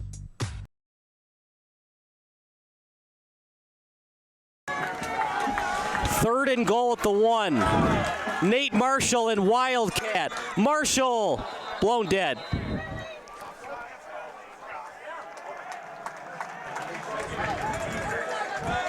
See, the problem with that, though, it was a free play for Fenwick. I wish they would have allowed the play to happen. Now, if it's neutral zone infraction or unabided to the quarterback, then you have to call it right away. If they line up offside, then it's just a free play for the offense. So what, now they get fresh? Oh, no fresh set of downs here. Still second down. Still second down here. Second and goal at the 1. Marshall again. Marshall to the end zone. Ball loose on the turf. Brother Rice recovers. Touchdown, Fenwick. Calling it a touchdown. Yep.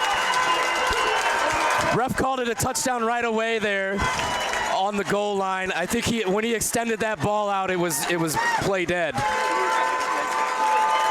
A lot of things happening here. Diving for Marshall. We have a pretty good angle. It looked like he crossed the goal line. Looked like he got that reach out and then probably fumbled after that. Wow, what an end to the first half. That was a fast and furious, last minute of the good half? snap, the hold there. Noah Sir straight through. We'll stick with the action. 8 seconds left. We've still got 24 minutes of football after this. That felt like the end of the game. I don't know why. Like, just after no scoring for that whole first half, boom, we get a few points on the board there at the end, and on a big play, too. I mean, that's how you draw it up. What's going to be the encore performance in the second half?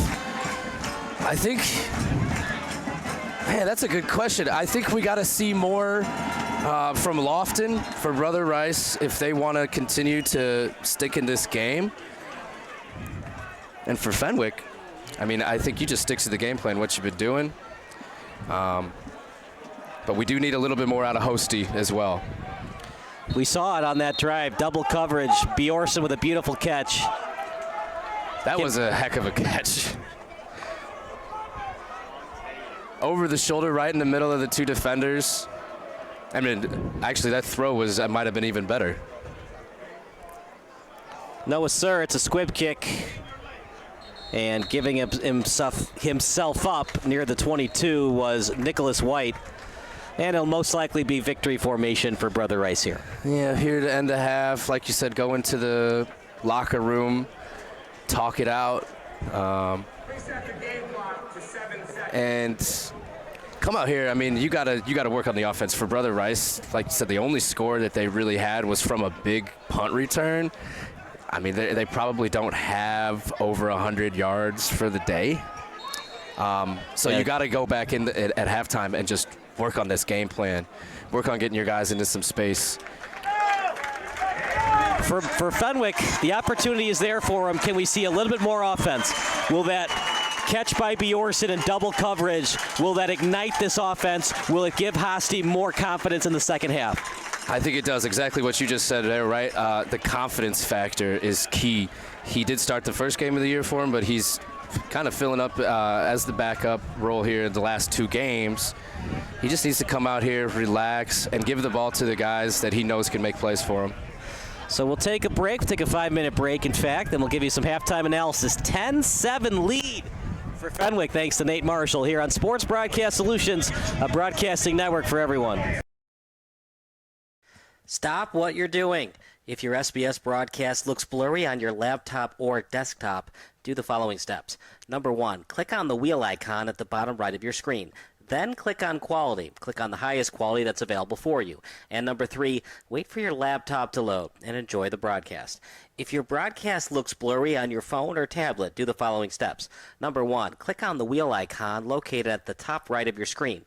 Number 2, click on Advanced. And number 3, click on the highest quality available.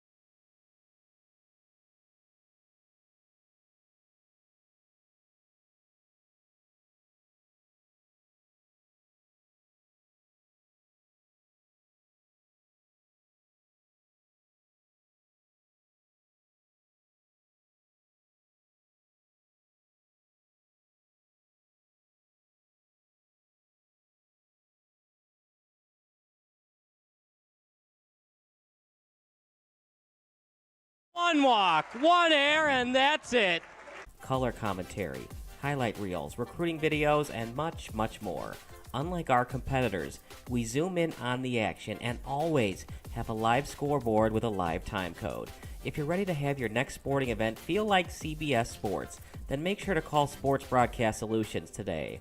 Our phone number is 330-957-7653, or you can go online to sportsbroadcastsolutions.com. SBS, a broadcasting network for everyone. Missing your child's sporting event just plain stinks. But you don't have to worry about that anymore, thanks to Sports Broadcast Solutions. SBS is a live broadcasting network, as well as covering your on-demand needs, recruiting videos, highlight reels, and much, much more. We can broadcast live to any website, and we also post as much on-demand content as you need. For more information about SBS, check out our website at sportsbroadcastsolutions.com. Sports Broadcast Solutions, a broadcasting network for everyone. Sports Broadcast Solutions is a broadcasting network for everyone. Let SBS broadcast your sporting event. We have experience and can generate excitement and permanent digital memories for your team. Tonight. That time, finally a goal for the Stampede! We have professional videographers using high-definition modern-day cameras, color analysts, and play-by-play announcers with state-of-the-art, classy graphical scoreboards to keep you updated. Plus, we have commercials to advertise your team, club, or sponsor, and us. Plus, we do pregame and postgame interviews. Hi, everybody, and welcome to the postgame show brought to you by Marion Central Catholic. My name's Kyle Smith. Well, my name doesn't matter. These young ladies matter. It's senior night as the Hurricanes win a battle down the stretch, 48-46. Hi, I'm Carrie Kramer. I swim 50 breast, 50 free, and 100 back. Whatever your sports broadcast needs, we are at sportsbroadcastsolutions.com. Check us out and become part of the digital sporting world. Sports Broadcast Solutions is a broadcasting network for everyone. Instead of spending hundreds or thousands with all these college recruiting sites, let us put together your college highlight reel. For just a fraction of your potential college scholarship and significantly less than these recruiting services, we got this. In addition, we put together highlight reels for teams, including high school, your club team, or travel team. My teammate gave me a great pass, and I just took it. The other team slashed me, took the opportunity, saw where the goalie was weak, and I just shot it there. Solon, O'Connor, and Marsh back on defense. And Marsh gets a blowout. We got a breakaway at 2-0. A shot, and a goal! So 3-3. The power play was officially over. Whatever your sports broadcast needs, check us out at sportsbroadcastsolutions.com. Check us out and become part of the digital world. Sports Broadcast Solutions is a broadcasting network for everyone. For those of you who would like to broadcast or live stream your event, or maybe make a highlight tape but would like a sponsor to fund the event, SBS has a myriad of ways to advertise your sponsor during our broadcasts. We have commercials. We have on-air reads by the announcers. Albatross Physical Therapy and Wellness specializes in pain-free. We have graphics, and we have watermarks. Finally, Sports Broadcast Solutions can create a commercial for you or your sponsor. Whatever your sports broadcast needs, we are at sportsbroadcastsolutions.com. Check us out and become part of the digital sporting world. Sports Broadcast Solutions is a broadcasting network for everyone. For those of you that just want raw footage of your sporting event, but no play-by-play or color commentary, you just need us to live stream video from the event over the internet. We will live stream your event on YouTube on our Sports Broadcast Solutions channel. In addition, we also have a dedicated channel on YouTube for live streaming at SBS Livestream. And if you need multiple channels, we can utilize Facebook Livestream and Instagram Live on our channel as well. Options include commercials from your sponsors, professional scoreboard graphics are still available, and of course, yes, pre- and post-game interviews are available as an option if you want. We've been working really hard this whole summer and stuff. Whatever your sports broadcast needs, we are at sportsbroadcastsolutions.com. Check us out and become part of the digital sporting world. Sports Broadcast Solutions is a broadcasting network for everyone. We broadcast sporting events for people of all ages, including adult leagues, high school leagues, and kids. Complete with professional-looking graphics, broadcasters, color analysis, and commercials. We do pre- and post-game interviews with the players. In addition, Sports Broadcast Solutions does highlight films, including college recruiting reels, highlight films you'd see on sports news programs, and just simply highlight films for fun. Sports Broadcast Solutions also provides raw footage and live streams if you'd like. Subscribe to us and listen to our professional talk videos about relevant topics in the pro and college ranks. Whatever your sports broadcast needs, Contact us at sportsbroadcastsolutions.com and become part of the digital world. This is Sports Broadcast Solutions, a broadcasting network for everyone. Check us out at sportsbroadcastsolutions.com and become part of the digital sporting world. Stop what you're doing. If your SBS broadcast looks blurry on your laptop or desktop, do the following steps. Number 1, click on the wheel icon at the bottom right of your screen. Then click on Quality. Click on the highest quality that's available for you. And number 3, wait for your laptop to load and enjoy the broadcast. If your broadcast looks blurry on your phone or tablet, do the following steps. Number 1, click on the wheel icon located at the top right of your screen. Number 2, click on Advanced. And number 3, click on the highest quality available. If you're still having issues, type in the live chat. Thanks, and enjoy the game. Are you looking for some good food after a Fenwick football game? Then head on over to O'Sullivan's Public House. Located on Madison Street in Forest Park, O'Sullivan's Public House has daily drink specials alongside a year-round beer garden. Open daily from 11 a.m. to 1 a.m. O'Sullivan's PH offers dinner until 10 p.m. Even cooler, O'Sullivan's offers a late-night menu until 11:30 p.m. on Fridays and Saturdays. On the weeknights, O'Sullivan's has a late-night menu until 11 p.m. And for the fall season, O'Sullivan's will offer 20% off food for athletes and coaches following home Fenwick games. For more information, go online to o'sullivansfp.com.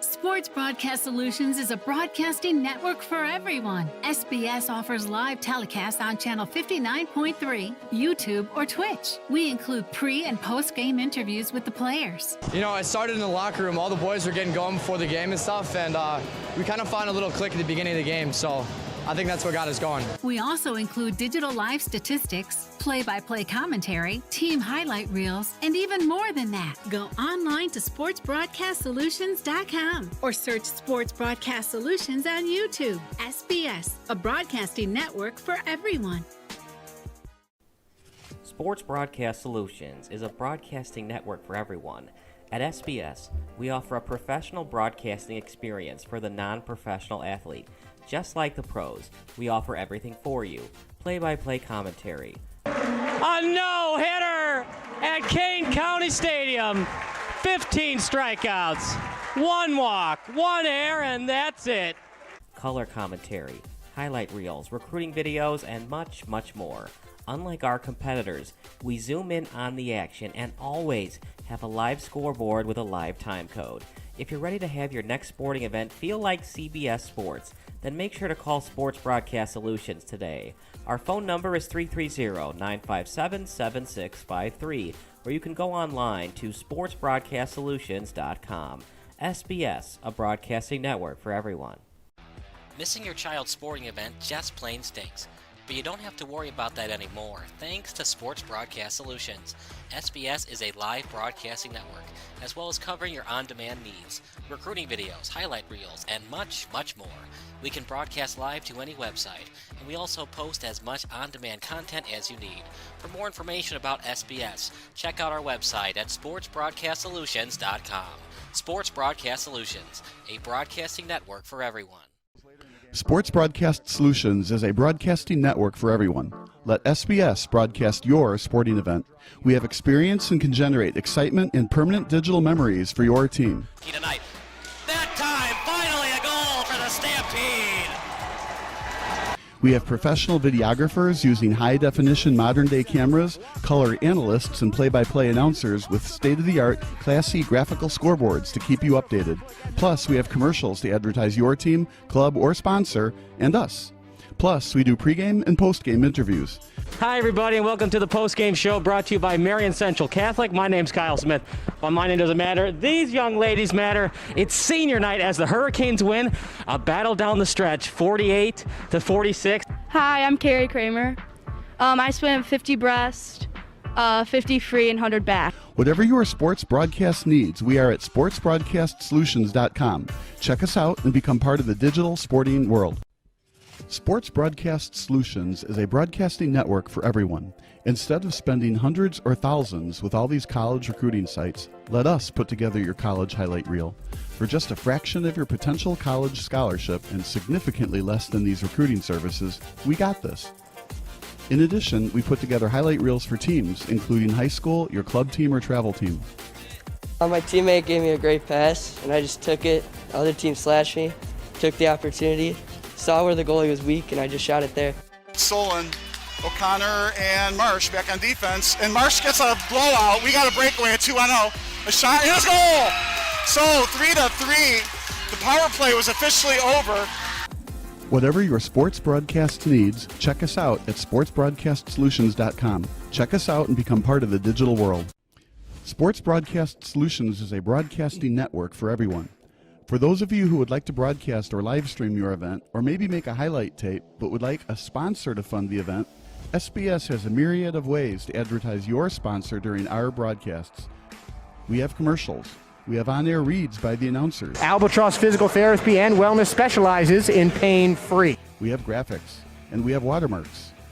Finally, Sports Broadcast Solutions can create a commercial for you or your sponsor. Whatever your sports broadcast needs, we are at sportsbroadcastsolutions.com. Check us out and become part of the digital sporting world. Sports Broadcast Solutions is a broadcasting network for everyone. For those of you that just want raw footage of your sporting event, but no play-by-play or color commentary, you just need us to live stream video from the event over the internet. We will live stream your event on YouTube on our Sports Broadcast Solutions channel. In addition, we also have a dedicated channel on YouTube for live streaming at SBS Livestream. And if you need multiple channels, we can utilize Facebook Livestream and Instagram Live on our channel as well.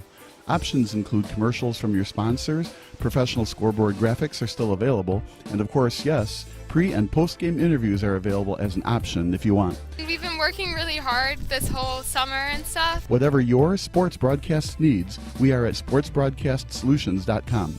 Check us out and become part of the digital sporting world. Sports Broadcast Solutions is a broadcasting network for everyone.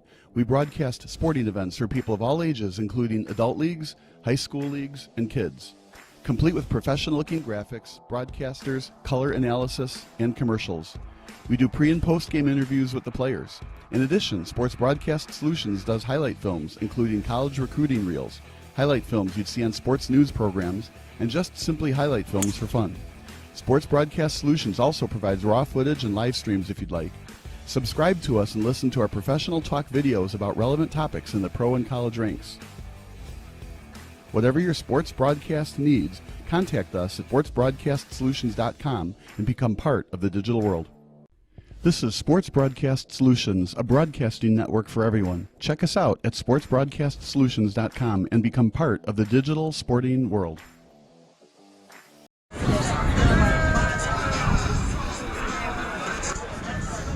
Kyle Smith alongside Hayden Bales. This is the halftime show brought to you by O'Sullivan's Public House.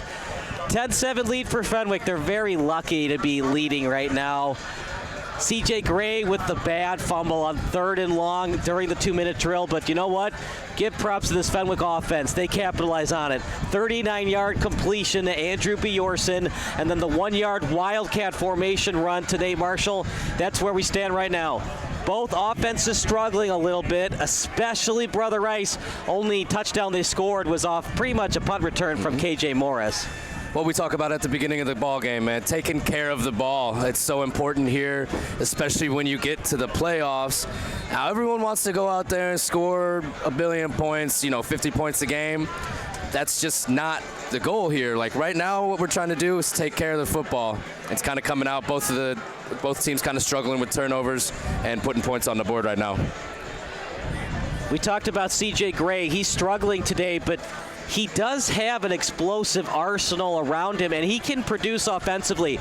During that loss to Loyola, Gray had a 75-yard touchdown run as a QB. He was also 30 of 44 passing for 228 yards and an interception, and rushed for 98 yards in that game. So we know that C.J. Gray can do it. Why isn't he doing it today? Well, speaking on his athleticism, we saw him get out of the clutches of Nate Marshall on one of those sacks. He got out of it. He did get chased down by Nate Marshall, but you know, as far as what he needs to do, I think that's a big issue of why he hasn't been able to get what he's trying to get done, because he has that guy just prowling around the line, the 4-star recruit. What he needs to focus on here more is just keeping track of the ball and keeping care of the ball. Like we said, that was a bad turnover at the end of the half that led to those points. We take that off the board. I mean, Brother Rice is winning this game, so just it's all about keeping care of the ball for C.J. Gray this half. It's a Brother Rice team on a 5-game winning streak. They shut out St. Lawrence 35-6 in one of their most recent wins. That doesn't matter anymore, partner. Survive and advance. Winner goes to Downers Grove North. If Brother Rice wins, that'll actually be the home team, because an IHSA postseason pairing, if you're the away team for the first round, you get a home game in the second round. I did not know that. So Downers Grove North, if they want a home game, they're actually rooting for Fenwick. They're actually rooting for Fenwick. Okay. That's interesting. I did not know that about the IHSA. Actually, that makes a lot of sense. And both these guys, they're just looking to look. Fenwick wasn't in the playoffs 2 years ago. This is kind of, I mean, it's not new territory for them, but it's the least inexperienced team of the two teams we're looking at today. Brother Rice, can they keep their composure for the second half? Brother Rice in the quarterfinals last year. But here we go, second half of football. Noah Sir to kick, high arching kick, near the 10. Brought out at the 8. Here goes Morris. Morris with space. Morris up the middle. Got to find a way to kick it away from him at this point. Maybe kick it out of bounds and take the. Oh, here we go. A fight on the field. It's going to be called on Fenwick. I didn't see who got who there. We're going to watch the return again. Looks like it was the kicker involved.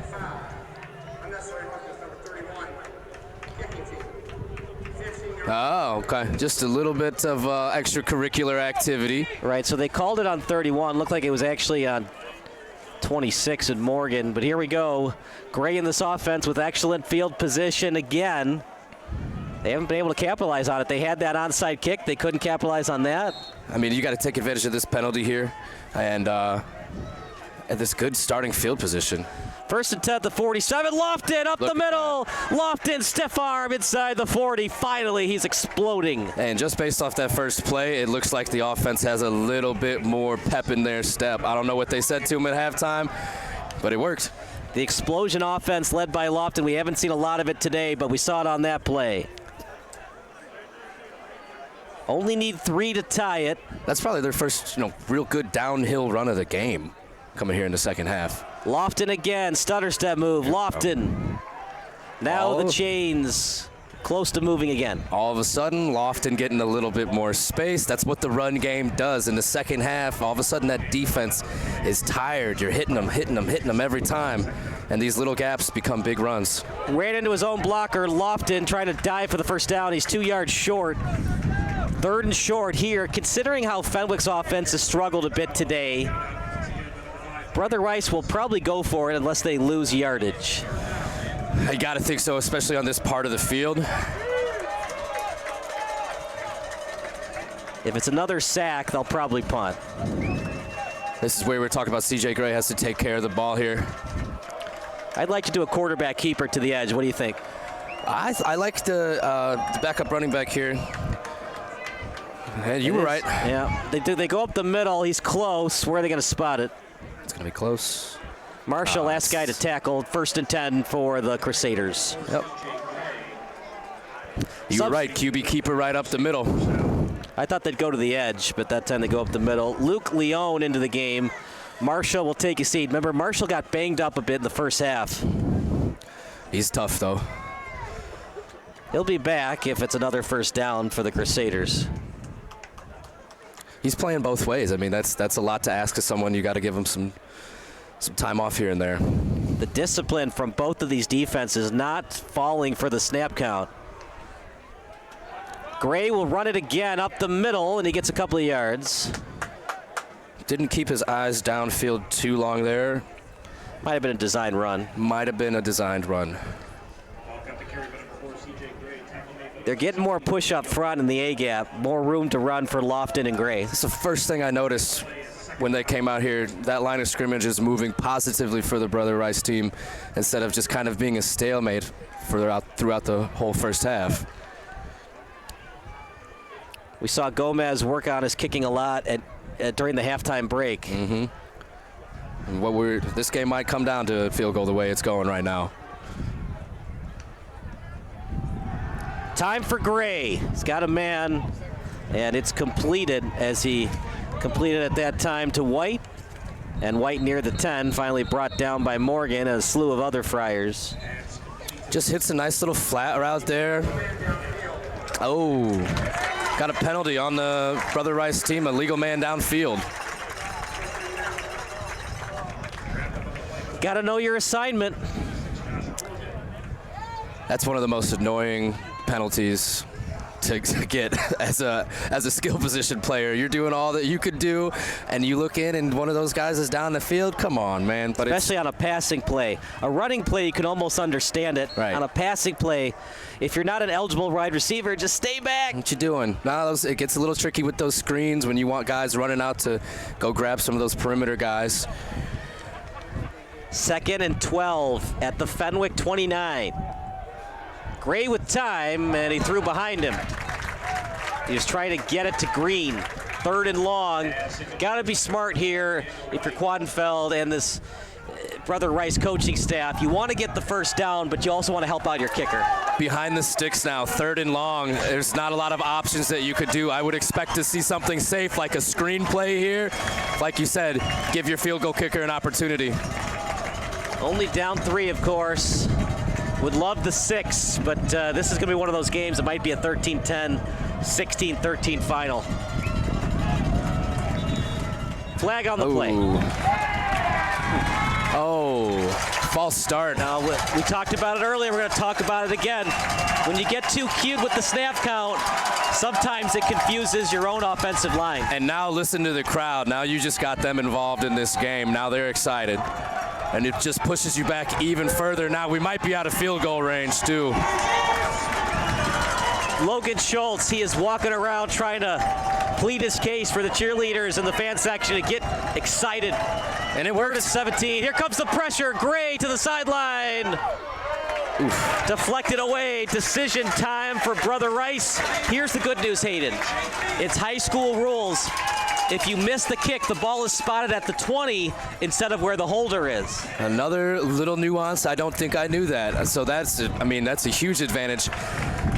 It's still your 4th and almost 20. 51-yard attempt. A punt wouldn't make much sense here. The field goal would make more sense now. Just because they get the ball at the 20, I mean, I would go for it. I would kick the field goal if I were them, but. A million bad things can happen when you kick. They'll do a spot, yeah. Love that play, honestly. Oh! Couldn't quite catch it. And a little tap on the helmet from his teammate. And that's a huge play. I mean, when you get that ball and you down it at the 1-yard line compared to the 20-yard line, I mean, that's a lot of extra space. I understand the play call. Look, a million bad things can happen on a field goal attempt. Mm-hmm. It could get blocked. Your kicker could get hurt on the play. Mm-hmm. You could have a bad snap. It's not as automatic in the NFL level like it is in high school. Bad snap, bad hold. It's just, like you said, a lot of things can go wrong that people take for granted in the NFL. And you can't be a pessimistic Peter on the play. Like, if you have a chance to tie the game, you go for it. Mm-hmm. but early on in the third quarter, I think it's too early to attempt a 51-yard field goal. That was the perfect play call right there, the quick punt. I definitely think they wish they were closer to the goal line, but they'll take the ball at the 20 and rely on the defense here. Yeah, if Hosty was playing well today, you would think a little bit differently, but you're forcing this offense to go 80 yards to put this game away. That's not a bad strategy. Did he stay in bounds? It was completed to Romeus, and he did. Good toe tap on the sideline there.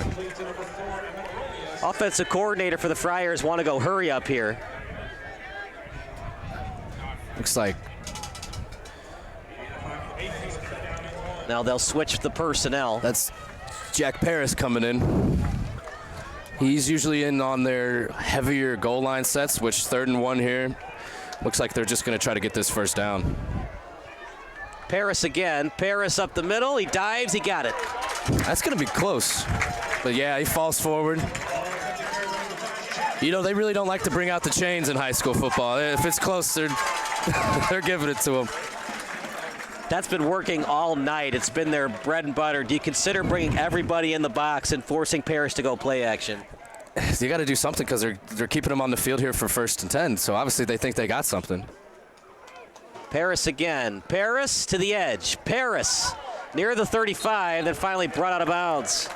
On the tackle was Keith Edwards. Just a simple QB keeper. You call that an off-tackle sweep. Make a few guys miss. Now it looks like we're going to go back to the regular. Oh, nope. Jack Paris is staying out there. If it ain't broke, don't fix it. They're going to keep going. Yeah, a 5-yard chunk there. Why not? Paris again, A-gap run. This push up front by the offensive line has been excellent. Paris is doing a great job sitting behind those 2 pulling linemen, waiting for them to open something up and then going right through that gap. You love to see a Logan Schultz into the game. I was going to say, is that Mr. Schultz I see back out there? It is. 3rd and 2. His pleading and begging with the training staff paid off. Are they going to do it again? Paris still in the game. Paris off the right guard, still churning those legs. He's short. I think they got a little bit too cute that time. I'd like to see Hosty for a 2-yard out route. Yeah, you know, they saw something they liked, and it looks like they're going to go for it on 4th down. I can't imagine you bring in the goal line crew for a whole series there and not go for it on 4th down. I'm trying to find Hosty on the sideline to see if he's injured or not. I don't see him. They're going for it. 4th and 1, at least for now they are. I'd be shocked if Brother Rice jumped offside, but it could happen. They're going for it. Oh, up the middle, close. Woo. You got to have ice in your veins, Hayden, to do that play call. Inside your own 40, they run Wildcat, and they got it. Charlie Barkmeyer met him right at the line of scrimmage, right at that 4th down line, and he just pushes him back. Charlie couldn't get the win there. Look, Jack Paris just using his power there. If you like Patrick Mahomes versus Jared Goff shootouts, this game's not for you. But if you like old-style mutter football, this game's for you. 3 yards on a cloud of dust. Or more appropriately, I guess, a cloud of pellets on the turf. Rubble pellets, yeah. See what Hosty can do here. 1st and 10 at their own 42. Hey, who says low-scoring games can't be fun, though? This is fun. Hosty with time. Hosty looking for Romeus. Got him. Romeus catches it. What a throw by Frankie Hosty. It just looks like a streak down the sideline. Donovan Moody stuck with him at just a little bit at the end. That's looking like a cover 2 that just got broken right in that crease in that gap between the safety and the cornerback that's so vulnerable down the sideline. I don't know what it is, but last week we talked about at one point of the game he was 5 of 10, but he had a 50-yard completion and a 71-yard touchdown. To the end zone, double coverage, knocked away, and that's the thing. You have to get the ball towards the sideline when it comes towards the safety that's going to be picked. They went for their big man, Nate Marshall, on the goal line. They love doing that. Brother Rice responded accordingly. Right. Connor Stack on the defense there. You got to put it in a spot where only a receiver can get it. When the ball comes back in towards the field of play, then it can get picked. Quarterback might have got a little lazy just knowing who his receiver was over there. Big guy, big target. But you're right. You got to get that ball up if you're going to go for that goal line fade. Don't need a touchdown here, partner. You got to know the opposition. Offense is struggling for Brother Rice. You get 3, you force the Brother Rice offense to score 6 to win the game. Now we've got 4 players on one side here. You expect them to go that way, but they're going to keep it inside. Jalen Morgan going to get maybe a yard. Clock management important here. You don't have to run quick plays. You could run clock. And clock is your friend when you're on top, right? After that big play, it's kind of, I like that play call. Just keep it on the ground. Live to fight another day here. Timothy Woods was slow to get back to the sideline. 3rd and 10 at the Crusader 20. Hosty again. I think you're right, Hayden. I think these are set plays with the snap count. It's got to be. I mean, it's kind of a more common strategy now. They got Nate Marshall doubled up on the bottom of the screen again. Hosty, dangerous pass. Was it completed? Incomplete. No, incomplete. So it's a 37-yard attempt. It's like we talked about, Hayden. A million bad things can happen in high school football when it comes to field goal attempts. But the way that Sir is kicking the ball today, I have confidence in him if I'm head coach Matt Battaglia. If it gets back to him clean, me too. We were just standing out here at halftime. Both these kickers were putting up boots. And Noah has been consistent all year. Snap is good. There's the hole. The kick it's blocked. Loose ball.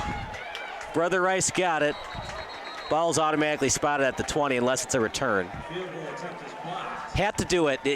You're too deep in territory to do a pooch punt. You're too far away from a 4th down attempt. Yeah, that one was just on a line drive. That kick didn't have much of a chance coming off the ground there, but Brother Rice defender got his hand up, knocks it down. Big play to keep the 3 off the board. So they are going to say it was an attempted return, so the ball will be spotted just short of the 20. Yeah, Brother Rice came down with that ball. Actually, the Fenwick coach, Mr. Battaglia, Coach Battaglia, thought that Fenwick recovered the ball after Brother Rice got it, and he was putting... He's like, it's not at the 20, it's a return, it's a return. He wanted that ball bad. You know, we all... For people that are too young to remember the Leon Lett play, when the field goal is blocked, as the defensive team, you don't have to touch it. When you touch it, it becomes a live ball. Leon Lett fumbled the ball off the blocked field goal attempt from Dallas, and then Dallas recovered the fumble in the end zone for the game-winning touchdown. I don't know if I remember that one. When was that? It was, I think, 1993. Was it 93? Yeah. Yeah, see, I was just a wee lad in his diapers. I don't remember that one. Now, I do remember, though, I mean, I think it was Auburn, maybe, a college football, where you, like, walked down a lot of the field and then started running, where it was something similar like that. Yeah, I remember that play, yeah. There was also, we talk about the famous Bears-Packers game, winner advances to the playoffs, loser go home. Mm-hmm. There was a play that was a fumble, but nobody knew it except for Randall Cobb of the Packers, and he picked it up and ran it into the end zone. I remember watching that game in my buddy's basement, man. That was... 3rd and 1, probably a run to Lofton.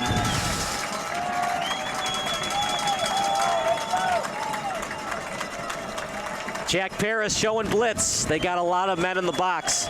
Everybody is blitzing. It looks like 0 coverage on the outside. They're going to drop back out of it, though. Close to the chains. Did Lofton get it? Looked like the knee might have been down before he tried to reach for it. Ref's going to give him the 1st down. Yeah.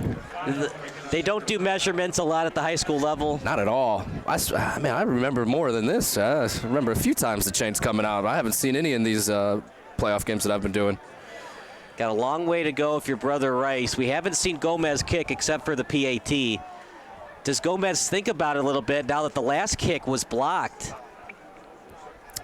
I think it's on his mind, but I think he knows that he's going to have a chance, so he's got to stay ready out there on the sideline. They've had opportunities to use him, but they've gone for it on 4th down or punted instead. This time Lofton's going nowhere. It's a team effort on defense for Fenwick. They're getting more push up front, and when they don't get the push up front, the linebackers are there to greet Lofton. I think all 11 tacklers on that play, or all 11 defenders on that play got the tackle. That's what you want to see as a defensive coordinator. You want to see the boys rallying around the ball. You don't want to see anyone standing there. Total effort, total team pursuit. Connor Stack, when asked by Shaw Local what it is about this Brother Rice team that keeps on winning, he says it's a brotherhood. They have the energy. They can't stop the energy. We just keep on going. We're seeing it today. They face adversity, and they keep on going. And that's the best part about all this, man. These guys are out here making lifelong connections. They're always going to remember this game for the rest of their lives. I think a lot of people are going to remember this game. We've seen everything. We saw a great return by Morris.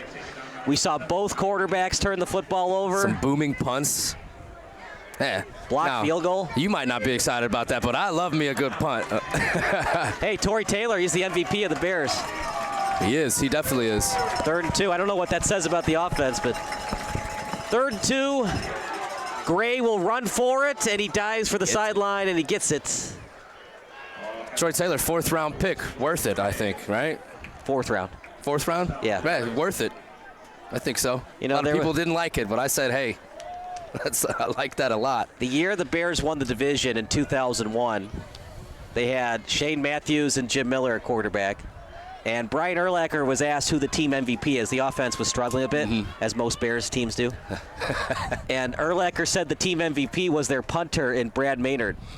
Brad Maynard. See, that's a name I remember. Probably not a good thing if as a Bears fan. There was one game where Maynard had a better quarterback rating than Rex Grossman. Well, that doesn't take much. 1st and 10 at Brother Rice's 40-yard line. Fakes the handoff. Gray with time. Wide open. Oh, no. Oh, boy, he's got to be thinking about that in the morning. That was a great play call. They had the play action, got the defense sucked in, tried to go over the top on the sideline on a go route. Quarterback just missed him, just tossed a little bit further than he wanted it to. 2nd and 10. Look, you have to know the situation. You're still only down 3. You'll take the 6, but you have to put your kicker in a position. They gotta get over midfield first here. I think that's the goal of this drive right now. Positive yards, right? 2nd and 10. One in motion for the Crusaders. Gray, handoff, going nowhere. Lost yardage. Tackle for loss, Friars. As opposed to the beginning of the half when Brother Rice came out here and got that line of scrimmage moving in a positive direction from them. The exact opposite has happened in this drive here. They're getting pushed back, blown up off the ball. Fenwick is doing a great job of controlling the line of scrimmage up front. What do you want to do here on 3rd and 11? To me, if it was me, I'm running a nice little screenplay, keep it safe, live to fight another day. Looks like we're going to get at the end of the quarter here. So that ends the 3rd quarter. Fenwick still on top. 10-7. We'll take a break. It's the Friars against the Crusaders here on SBS. Are you looking for some good food after a Fenwick football game? Then head on over to O'Sullivan's Public House. Located on Madison Street in Forest Park, O'Sullivan's Public House has daily drink specials alongside a year-round beer garden. Open daily from 11 a.m. to 1 a.m. O'Sullivan's PH offers dinner until 10 p.m. Even cooler, O'Sullivan's offers a late-night menu until 11:30 p.m. on Fridays and Saturdays. On the weeknights, O'Sullivan's has a late-night menu until 11 p.m. And for the fall season, O'Sullivan's will offer 20% off food for athletes and coaches following home Fenwick games. For more information, go online to o'sullivansfp.com.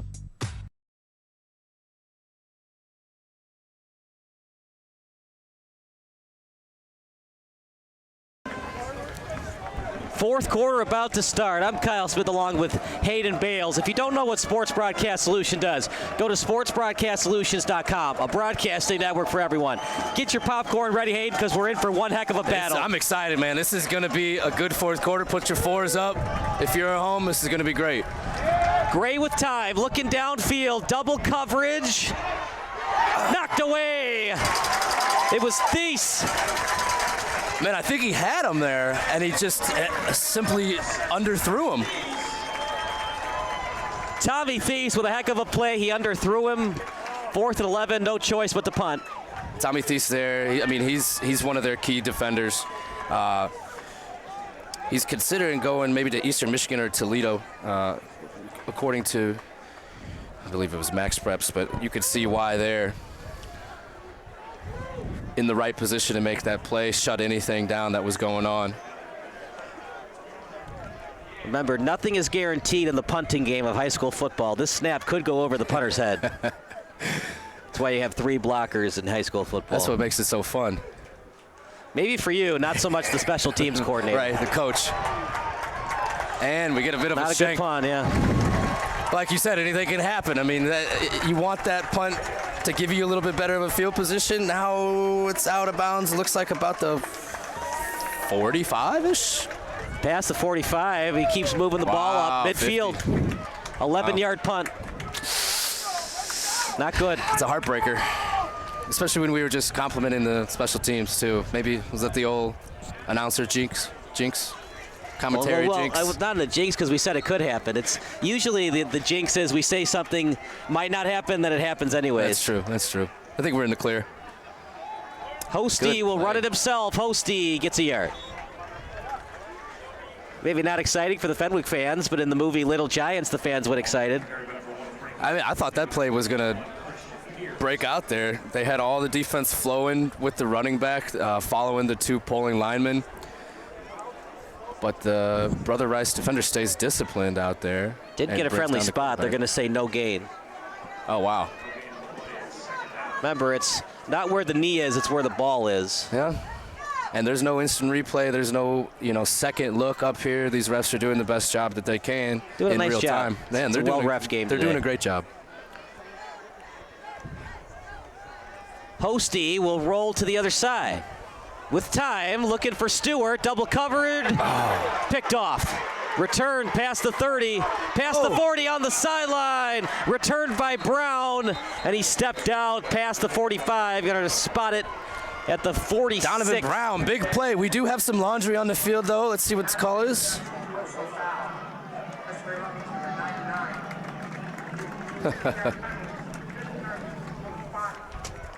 Looks like Big King Liggins got a little bit excited on that return. It's going to be a 15-yard penalty on the end of the run. Brother Rice keeps the ball, though. See where they have the 46, so they're going to say, yeah, they got to spot it backwards, which what they're doing now. Okay, here we go. 15 from the spot of the foul. Right, so they're saying the block from behind happened to the 46, so they're going to bring it back to the 31. Yep. Now that we got that all sorted out, like we said, the refs have been doing a great job. That's the thing, partner. You throw into double coverage, it's always advantage defense.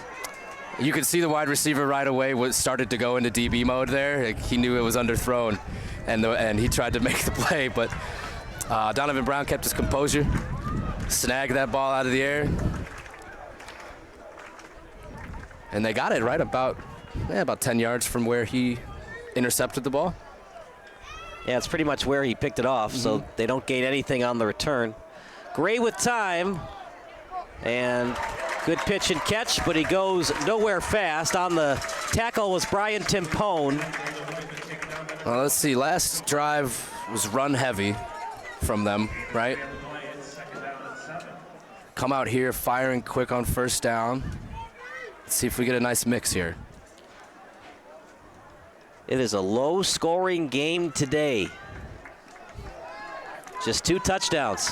Nice turnout. A lot of people around the fences. That's what it's all about. It's a big rivalry, Brother Rice and Fenwick. One in motion. Handoff up the middle. Lofton still with it. Lofton gets the first. Yeah. Keeps churning those legs for more yardage. 15-yard, or about 13, 12-yard burst there.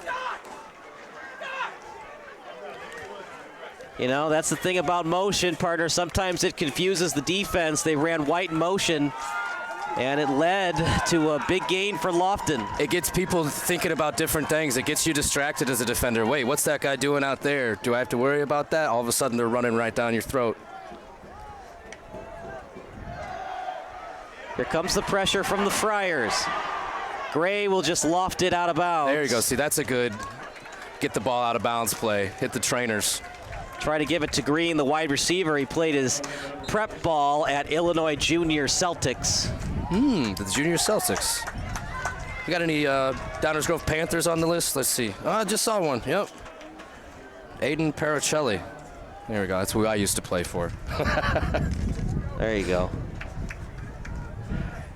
And one of the teams that one of the Brother Rice players, Damian Melton, played for the Chicago Jokers. The Chicago Jokers? I can't say I've heard of them. They're hard hitters there, and that's no joke. 2nd and 10 They're at the a pretty serious ball club. Screen pass to the right. Good open field tackle. It was delivered by Thies. Man, he has come up huge for this Fenwick defense today. He's been smacking people around, coming up from his free safety position. That's exactly what you want. You want him to be the last player on the field, making sure keeping everything in front of him, but also coming up and making the play.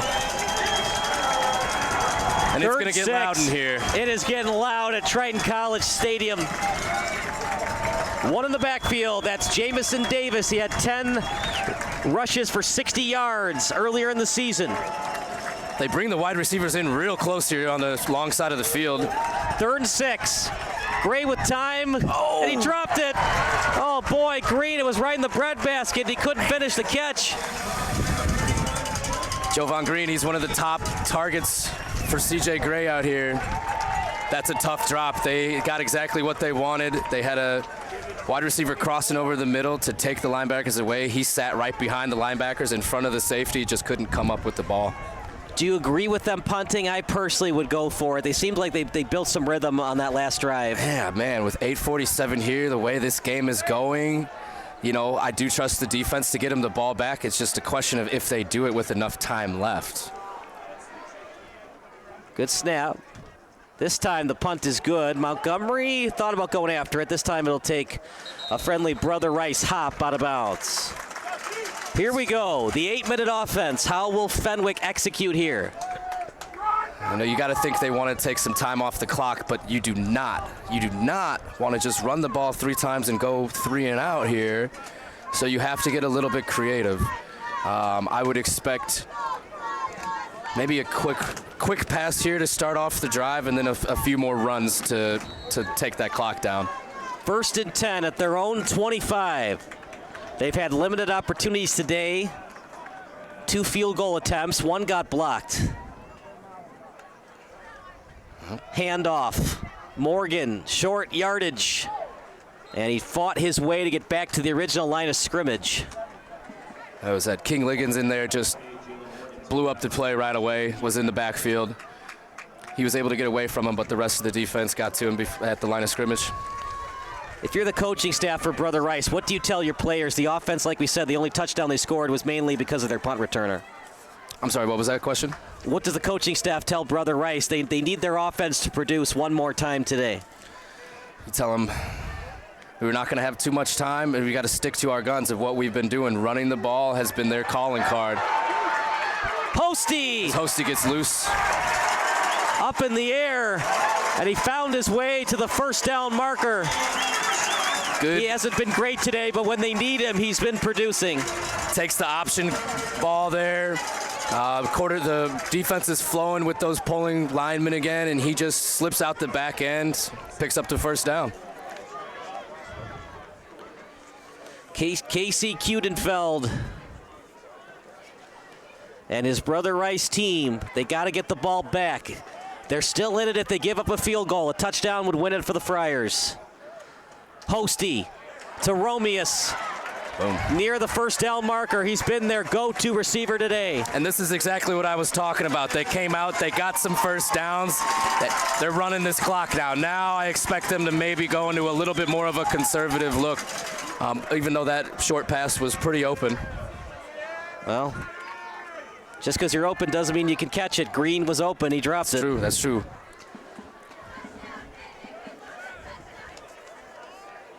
There are some receivers that can catch the ball, and then there's other receivers like Des White. Harry gets Montgomery free. with it. I always think of the famous line from the movie Dodgeball. You couldn't hit water if you fell out of a boat. There's some receivers, they're wide open, and you can't explain it, and they just drop the ball. Hey, that's why I played defense, partner. I was one of those guys. I said, I just got to stop them from doing that? I can do that. Then there's like players like Odell Beckham Jr., how he made that catch against the... Did you see Garrett Wilson's the other day? That was fantastic. Romeus with a nice catch. Third short coming up. Romeus is speaking of nice catches, that's 2 for him on this drive alone, and he's been one of Hosty's favorite go-tos now. It looks like Hosty's going to check out of the game. Jack Paris is going to come in and run a little bit of that wildcat. I think if you're Brother Rice, you got to put at least 9 in the box. Do whatever you can to get the ball back.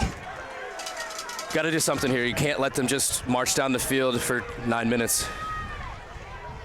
This time, Brother Rice reads it well. Paris still on his feet. Near the chains. The chains move again, Hayden, on the wildcat formation. Woo, that was close. He had to keep bouncing and bouncing outside. But he's like a little bouncy ball. He kept going, and he gets the first down. Maybe the Bears need to be watching this game film. Just run wildcat with DeAndre Swift all the time. I'm telling you, man, there's not enough running going on in the NFL for my liking. Did you like the days when the Dolphins did it? They ran Ronnie Brown and Ricky Williams. Oh, my God. That was the wildcat originator, right? Like, that was really the first time they brought out the 2 running backs. I think they had over. Yeah, man, that was my favorite. I love that. Now, they might have done it because they were struggling a little bit at the quarterback position. But whatever, it worked. Yeah. I can't remember who was their quarterback at the time. I think it was Jay Fiedler. That sounds about right. My dad's a big Dolphins fan. He could probably tell you exactly who it was. It hasn't been exactly pretty since Dan Marino retired, although they've had a couple of nice quarterbacks. Inside Brother Rice territory, 1st and 10. This time it's Marshall. Marshall going nowhere. Lost yardage. Good thing about that, though, Hayden, it keeps the clock running, and now Brother Rice has to consider when they start calling timeouts. Yeah, I'm wondering if they're trying to preserve Marshall, because that has been Jack Paris's kind of responsibility all day here, but it is usually Nate back there, so. You know, Marshall is so athletic. They might have been thinking about passing there, but nobody got open. Yeah, I mean, standing next to him when we were on the field, I was like, yeah, that looks like an Auburn recruit. Morgan lost yardage. At this point, you just want the clock to keep running because you already lost yardage on the first play. Yep. 3rd and long, probably going to run it again. They might kind of concede this drive here, depending on this next play call, and punt it and make Brother Rice go essentially 90, 80 yards for the game-winning drive. It's looking what it's going to come down to. Hosty, 2 snap counts, and can't get him to go offside. 4-man front for Brother Rice. 3-man. Hosty going downfield, looking for Stewart. Overthrew him. Fans want a holding call, but they haven't called a holding call all day. I think that was pretty clean, especially compared to what we've seen for the rest of the night, for the rest of the day here. Just not a lot of space down there. Yeah, here we go. Here we go. We got some special teams. Noah, sir, he's athletic. If you want to run more clock, you could do a rugby-style punt. That would not be a bad idea. Especially with KJ Morris back there. We know he's dangerous. Yeah, he had that nice punt return, and then he had a nice, dangerous kick return, too. And Sir does kind of bounce around with it before he kicks it. Oh, boy. Nice punt. Inside the 5. Boom. Noah Sir, MVP of today's game. Boom. We're getting him for the post-game interview. That was outstanding. And also the coverage team. Way to go down there, do your job. Because in high school, you actually can't step in the end zone if you want to do that and down the ball near the goal line. So just an excellent play by them. Look at Jamin Williams. Broke his ankle. He's riding along on the scooter. It looks like Nate Marshall's stretching here on the sideline, so he must be a little tight. Because you definitely want him on this last, well, what potentially could be the last drive of the game to help your defense. So if he's not out there, he must be hurting. At this point of the game, your season's on the line, Hayden. Everything in your playbook you got to use now. Everything. This is what it all comes down to. You practice your whole year for this. Lofton just barely got out of his own end zone. And that was close to a safety. You definitely can't give that up here. That's the problem with the spread offense. It takes longer for these running plays to develop. The zone plays. And on the goal line, too, if you don't make that cut out of the end zone, you're in a lot of trouble. You feel for Tyler Lofton. He waited so long to get to the postseason. He transfers to Brother Rice. They're in the postseason, and it's just not his day today. It's not, man. He's run into a tough offensive or defensive line from Fenwick, Nate Marshall included, but the other guys have stepped up too. 3rd and long. Yeah, that defensive line, Patrick Gilboy, Luke Leone, Aiden Burns. It's been solid all day. 3rd and 20. If you don't convert, I think you have to punt it. Unless you get to 3rd and 1, then you might go for it. You have all 3 timeouts left. This is 4-down territory, too, at this point in the game. If you wanted to, if you don't get the conversion here, you could punt it, but... Oh, man, I don't know. That'd be a risky punt. Here we go, 3rd and 5 again. C.J. Gray trying to lead his offense. Gray with time to the sideline. Incomplete. Wow. No flags. Trying to get it to White. I don't know if they took away the face guarding penalty, but that looked like a face guard to me. The good news is the Fenwick cornerback came back for the ball. He turned his head around, so you can't call pass interference. It was close. I bet that sideline over there really wanted it, but hey, when do you not? That's what stinks about being a ref. 50% of the fans love you, 50% of the fans hate you. You can't win, and you never will. It looks like they will choose to punt here on 4th and 5. This one's going to be short.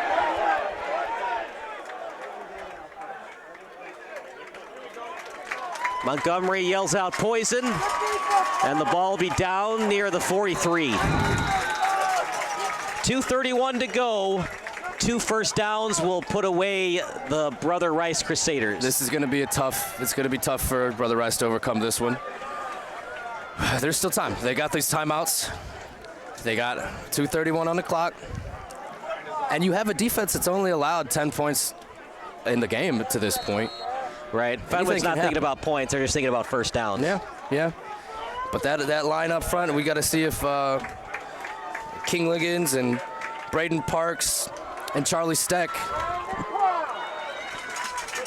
can make a difference. One in the backfield. Morgan off the handoff. Nope, it's going to be Hosty. Goes into contact, and he gets a couple of yards. Just hold on to that ball. Easiest way for Brother Rice to get back in this game is a fumble recovery. Timeout for Brother Rice. We'll take a timeout as well. It's 10-7 Friars here on SBS, a broadcasting network for everyone. Are you looking for some good food after a Fenwick football game? Then head on over to O'Sullivan's Public House. Located on Madison Street in Forest Park, O'Sullivan's Public House has daily drink specials alongside a year-round beer garden. Open daily from 11 a.m. to 1 a.m. O'Sullivan's PH offers dinner until 10 p.m. Even cooler, O'Sullivan's offers a late-night menu until 11:30 p.m. on Fridays and Saturdays. On the weeknights, O'Sullivan's has a late-night menu until 11 p.m. And for the fall season, O'Sullivan's will offer 20% off food for athletes and coaches following home Fenwick games. For more information, go online to o'sullivansfp.com.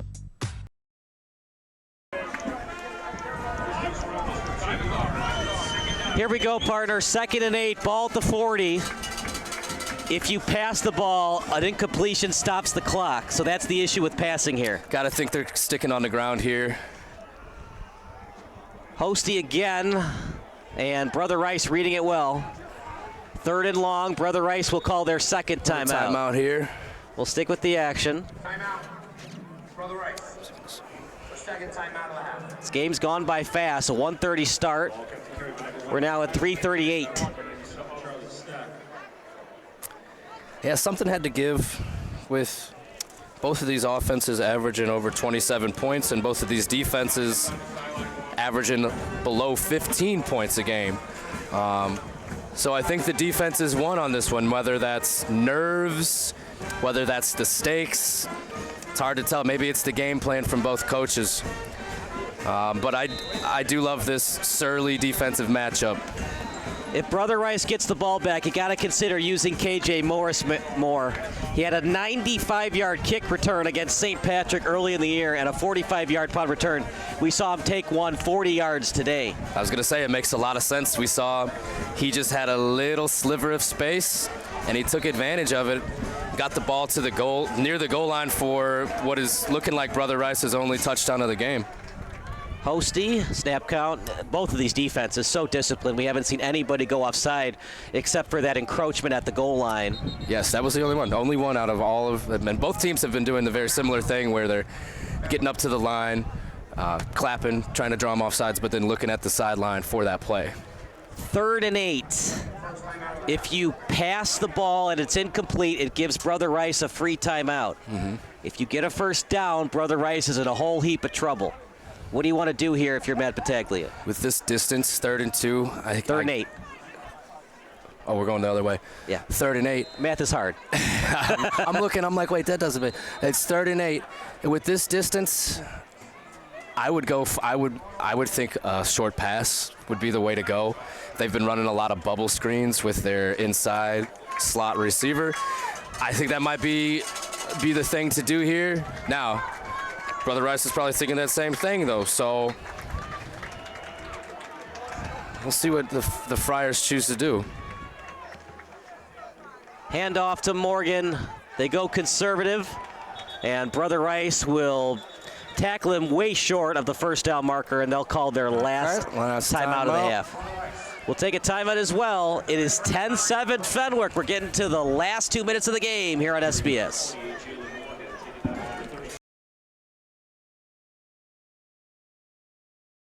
Sure, my family.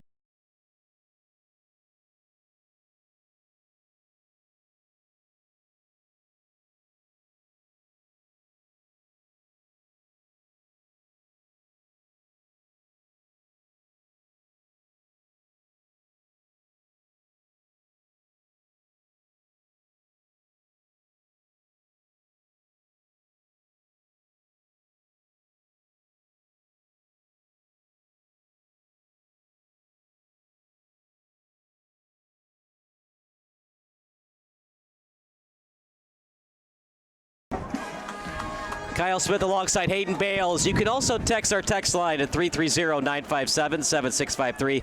Your favorite high school, college, or NFL memory. All FCC regulations do apply. Decide to punt. What?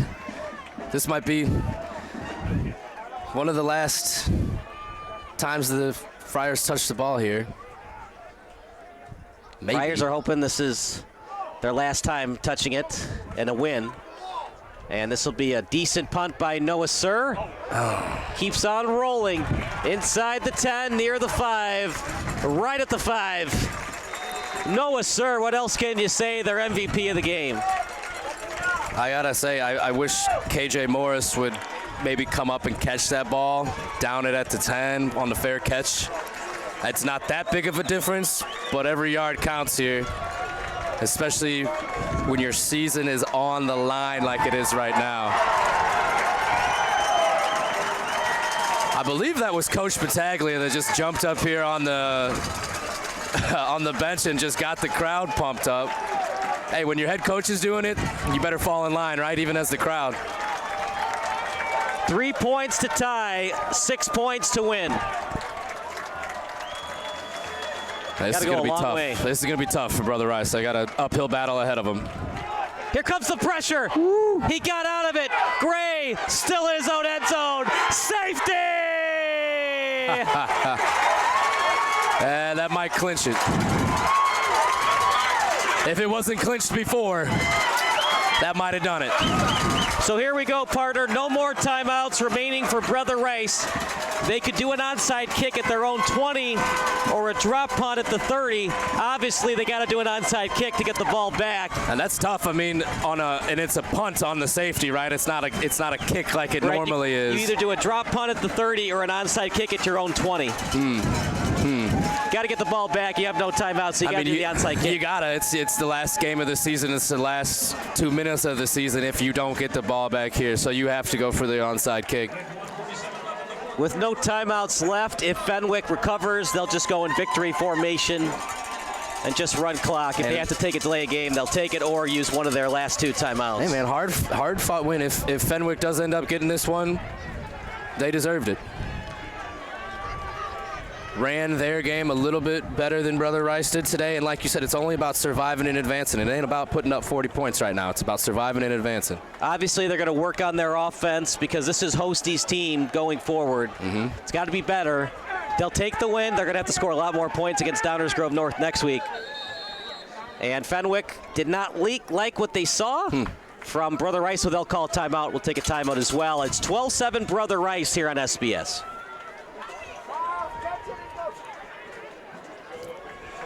12-7. Wow. Yeah, I had a feeling. You having problems? Oh. So we'll stick with the.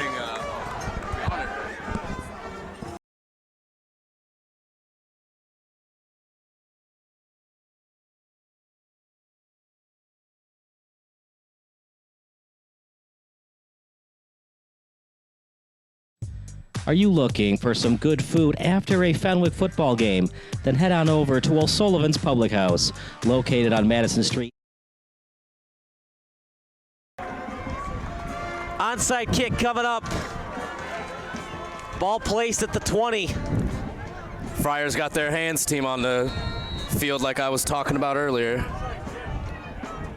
This is shocking. I don't know why they didn't do the onside kick. That's a tough pill to swallow.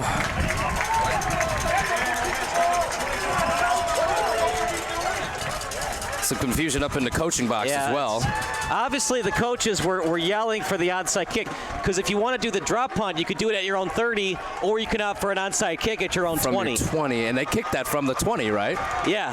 So there must have been some type of miscommunication between the coaching staff there.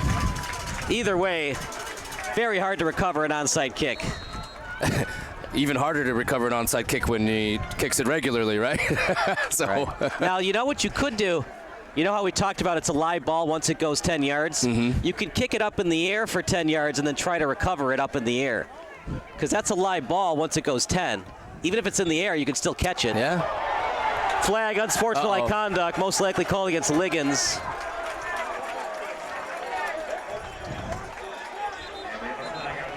A little bit of unsportsmanlike conduct. Looks like Mr. King Liggins tried to get to the quarterback on a simple kneel down play.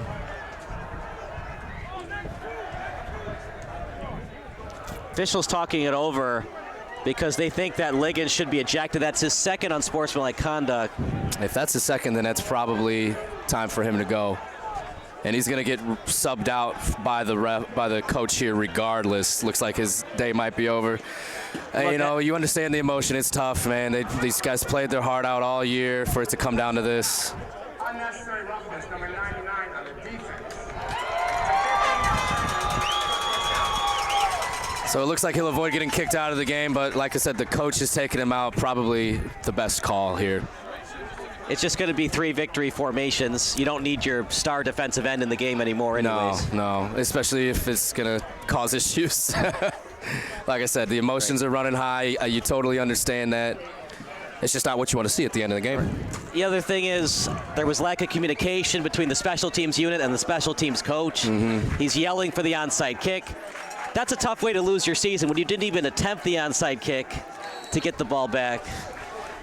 Yeah, it's just a tough pill to swallow. At the end of the day, they scored 7 points. I mean, it's hard to win football games doing that.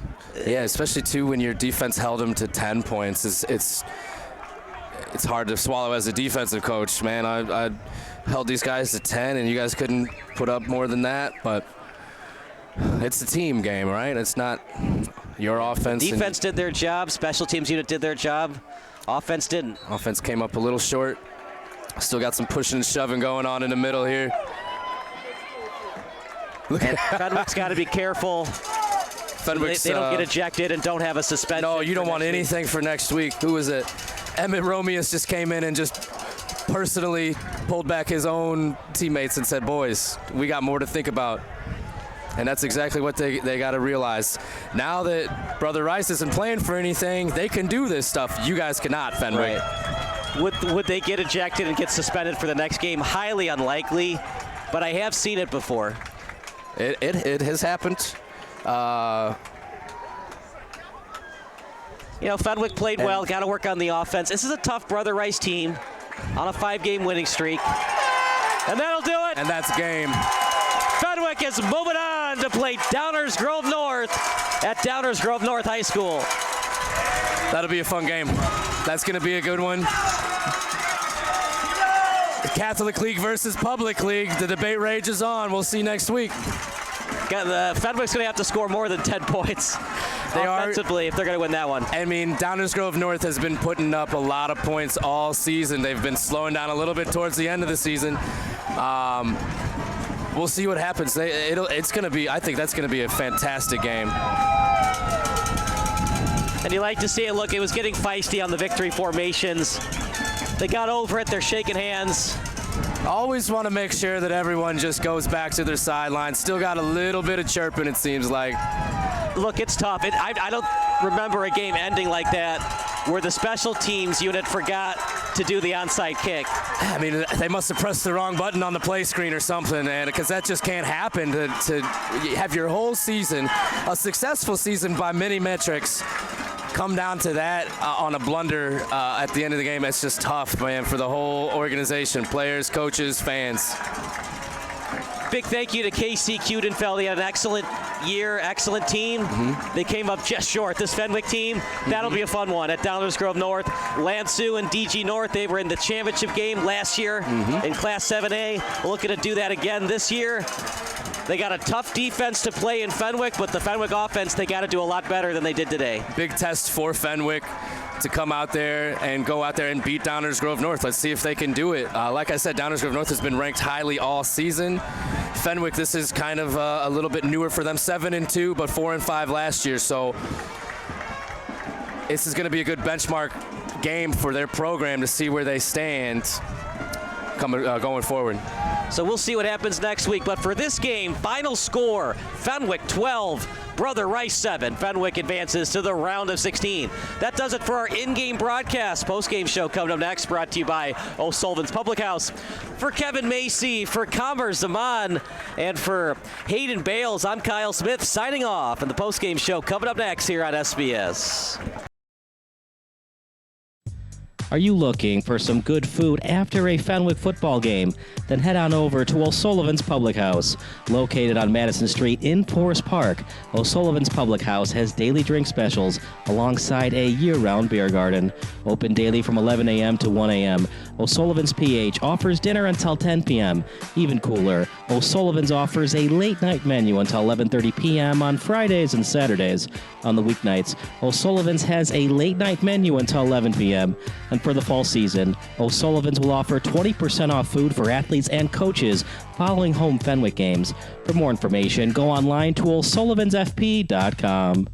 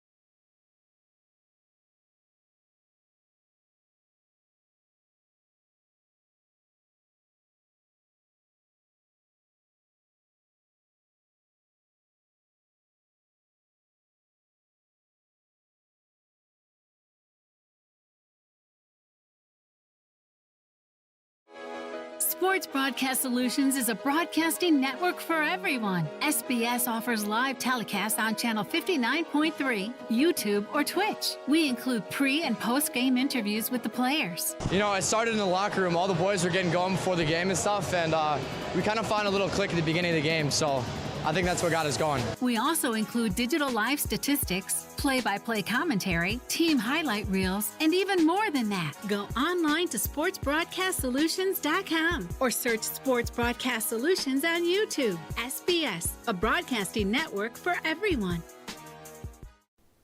Sports Broadcast Solutions is a broadcasting network for everyone. At SBS, we offer a professional broadcasting experience for the non-professional athlete. Just like the pros, we offer everything for you. Play-by-play commentary. A no-hitter at Kane County Stadium.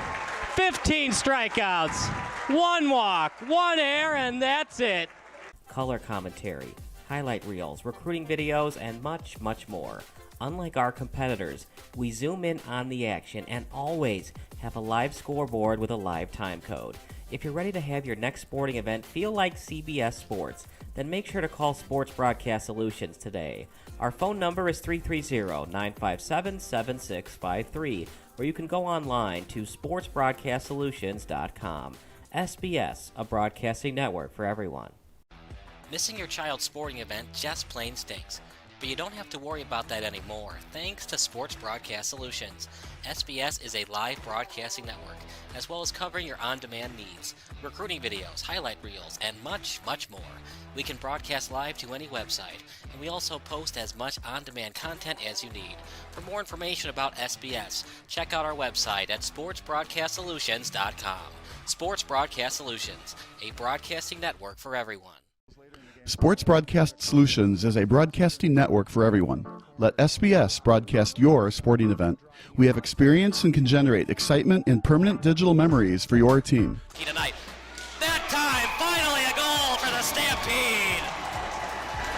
We have professional videographers using high-definition modern-day cameras, color analysts, and play-by-play announcers with state-of-the-art, classy graphical scoreboards to keep you updated. Plus, we have commercials to advertise your team, club, or sponsor, and us. Plus, we do pregame and postgame interviews. Hi, everybody, and welcome to the postgame show brought to you by Marion Central Catholic. My name's Kyle Smith. Well, my name doesn't matter. These young ladies matter. It's senior night as the Hurricanes win a battle down the stretch, 48-46. Hi, I'm Carrie Kramer. I swim 50 breast, 50 free, and 100 back. Whatever your sports broadcast needs, we are at sportsbroadcastsolutions.com. Check us out and become part of the digital sporting world. Sports Broadcast Solutions is a broadcasting network for everyone. Instead of spending hundreds or thousands with all these college recruiting sites, let us put together your college highlight reel. For just a fraction of your potential college scholarship and significantly less than these recruiting services, we got this. In addition, we put together highlight reels for teams, including high school, your club team, or travel team. My teammate gave me a great pass, and I just took it. The other team slashed me, took the opportunity, saw where the goalie was weak, and I just shot it there. Solon, O'Connor, and Marsh back on defense, and Marsh gets a blowout. We got a breakaway at 2-0. A shot, and it's a goal! So 3-3, the power play was officially over. Whatever your sports broadcast needs, check us out at sportsbroadcastsolutions.com. Check us out and become part of the digital world. Sports Broadcast Solutions is a broadcasting network for everyone.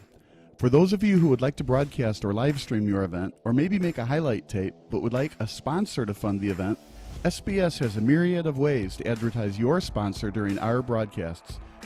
We have commercials. We have on-air reads by the announcers. Albatross Physical Therapy and Wellness specializes in pain-free. We have graphics, and we have watermarks. Finally, Sports Broadcast Solutions can create a commercial for you or your sponsor. Whatever your sports broadcast needs, we are at sportsbroadcastsolutions.com. Check us out and become part of the digital sporting world. Sports Broadcast Solutions is a broadcasting network for everyone. For those of you that just want raw footage of your sporting event, but no play-by-play or color commentary, you just need us to live stream video from the event over the internet. We will live stream your event on YouTube on our Sports Broadcast Solutions channel. In addition, We also have a dedicated channel on YouTube for live streaming at SBS Livestream. And if you need multiple channels, we can utilize Facebook Livestream and Instagram Live on our channel as well. Options include commercials from your sponsors, professional scoreboard graphics are still available, and of course, yes, pre- and post-game interviews are available as an option if you want. We've been working really hard this whole summer and stuff. Whatever your sports broadcast needs, we are at sportsbroadcastsolutions.com. Check us out and become part of the digital sporting world. Sports Broadcast Solutions is a broadcasting network for everyone. We broadcast sporting events for people of all ages, including adult leagues, high school leagues, and kids. Complete with professional-looking graphics, broadcasters, color analysis, and commercials. We do pre- and post-game interviews with the players. In addition, Sports Broadcast Solutions does highlight films, including college recruiting reels, highlight films you'd see on sports news programs, and just simply highlight films for fun. Sports Broadcast Solutions also provides raw footage and live streams if you'd like. Subscribe to us and listen to our professional talk videos about relevant topics in the pro and college ranks. Whatever your sports broadcast needs, contact us at sportsbroadcastsolutions.com and become part of the digital world. This is Sports Broadcast Solutions, a broadcasting network for everyone. Check us out at sportsbroadcastsolutions.com and become part of the digital sporting world.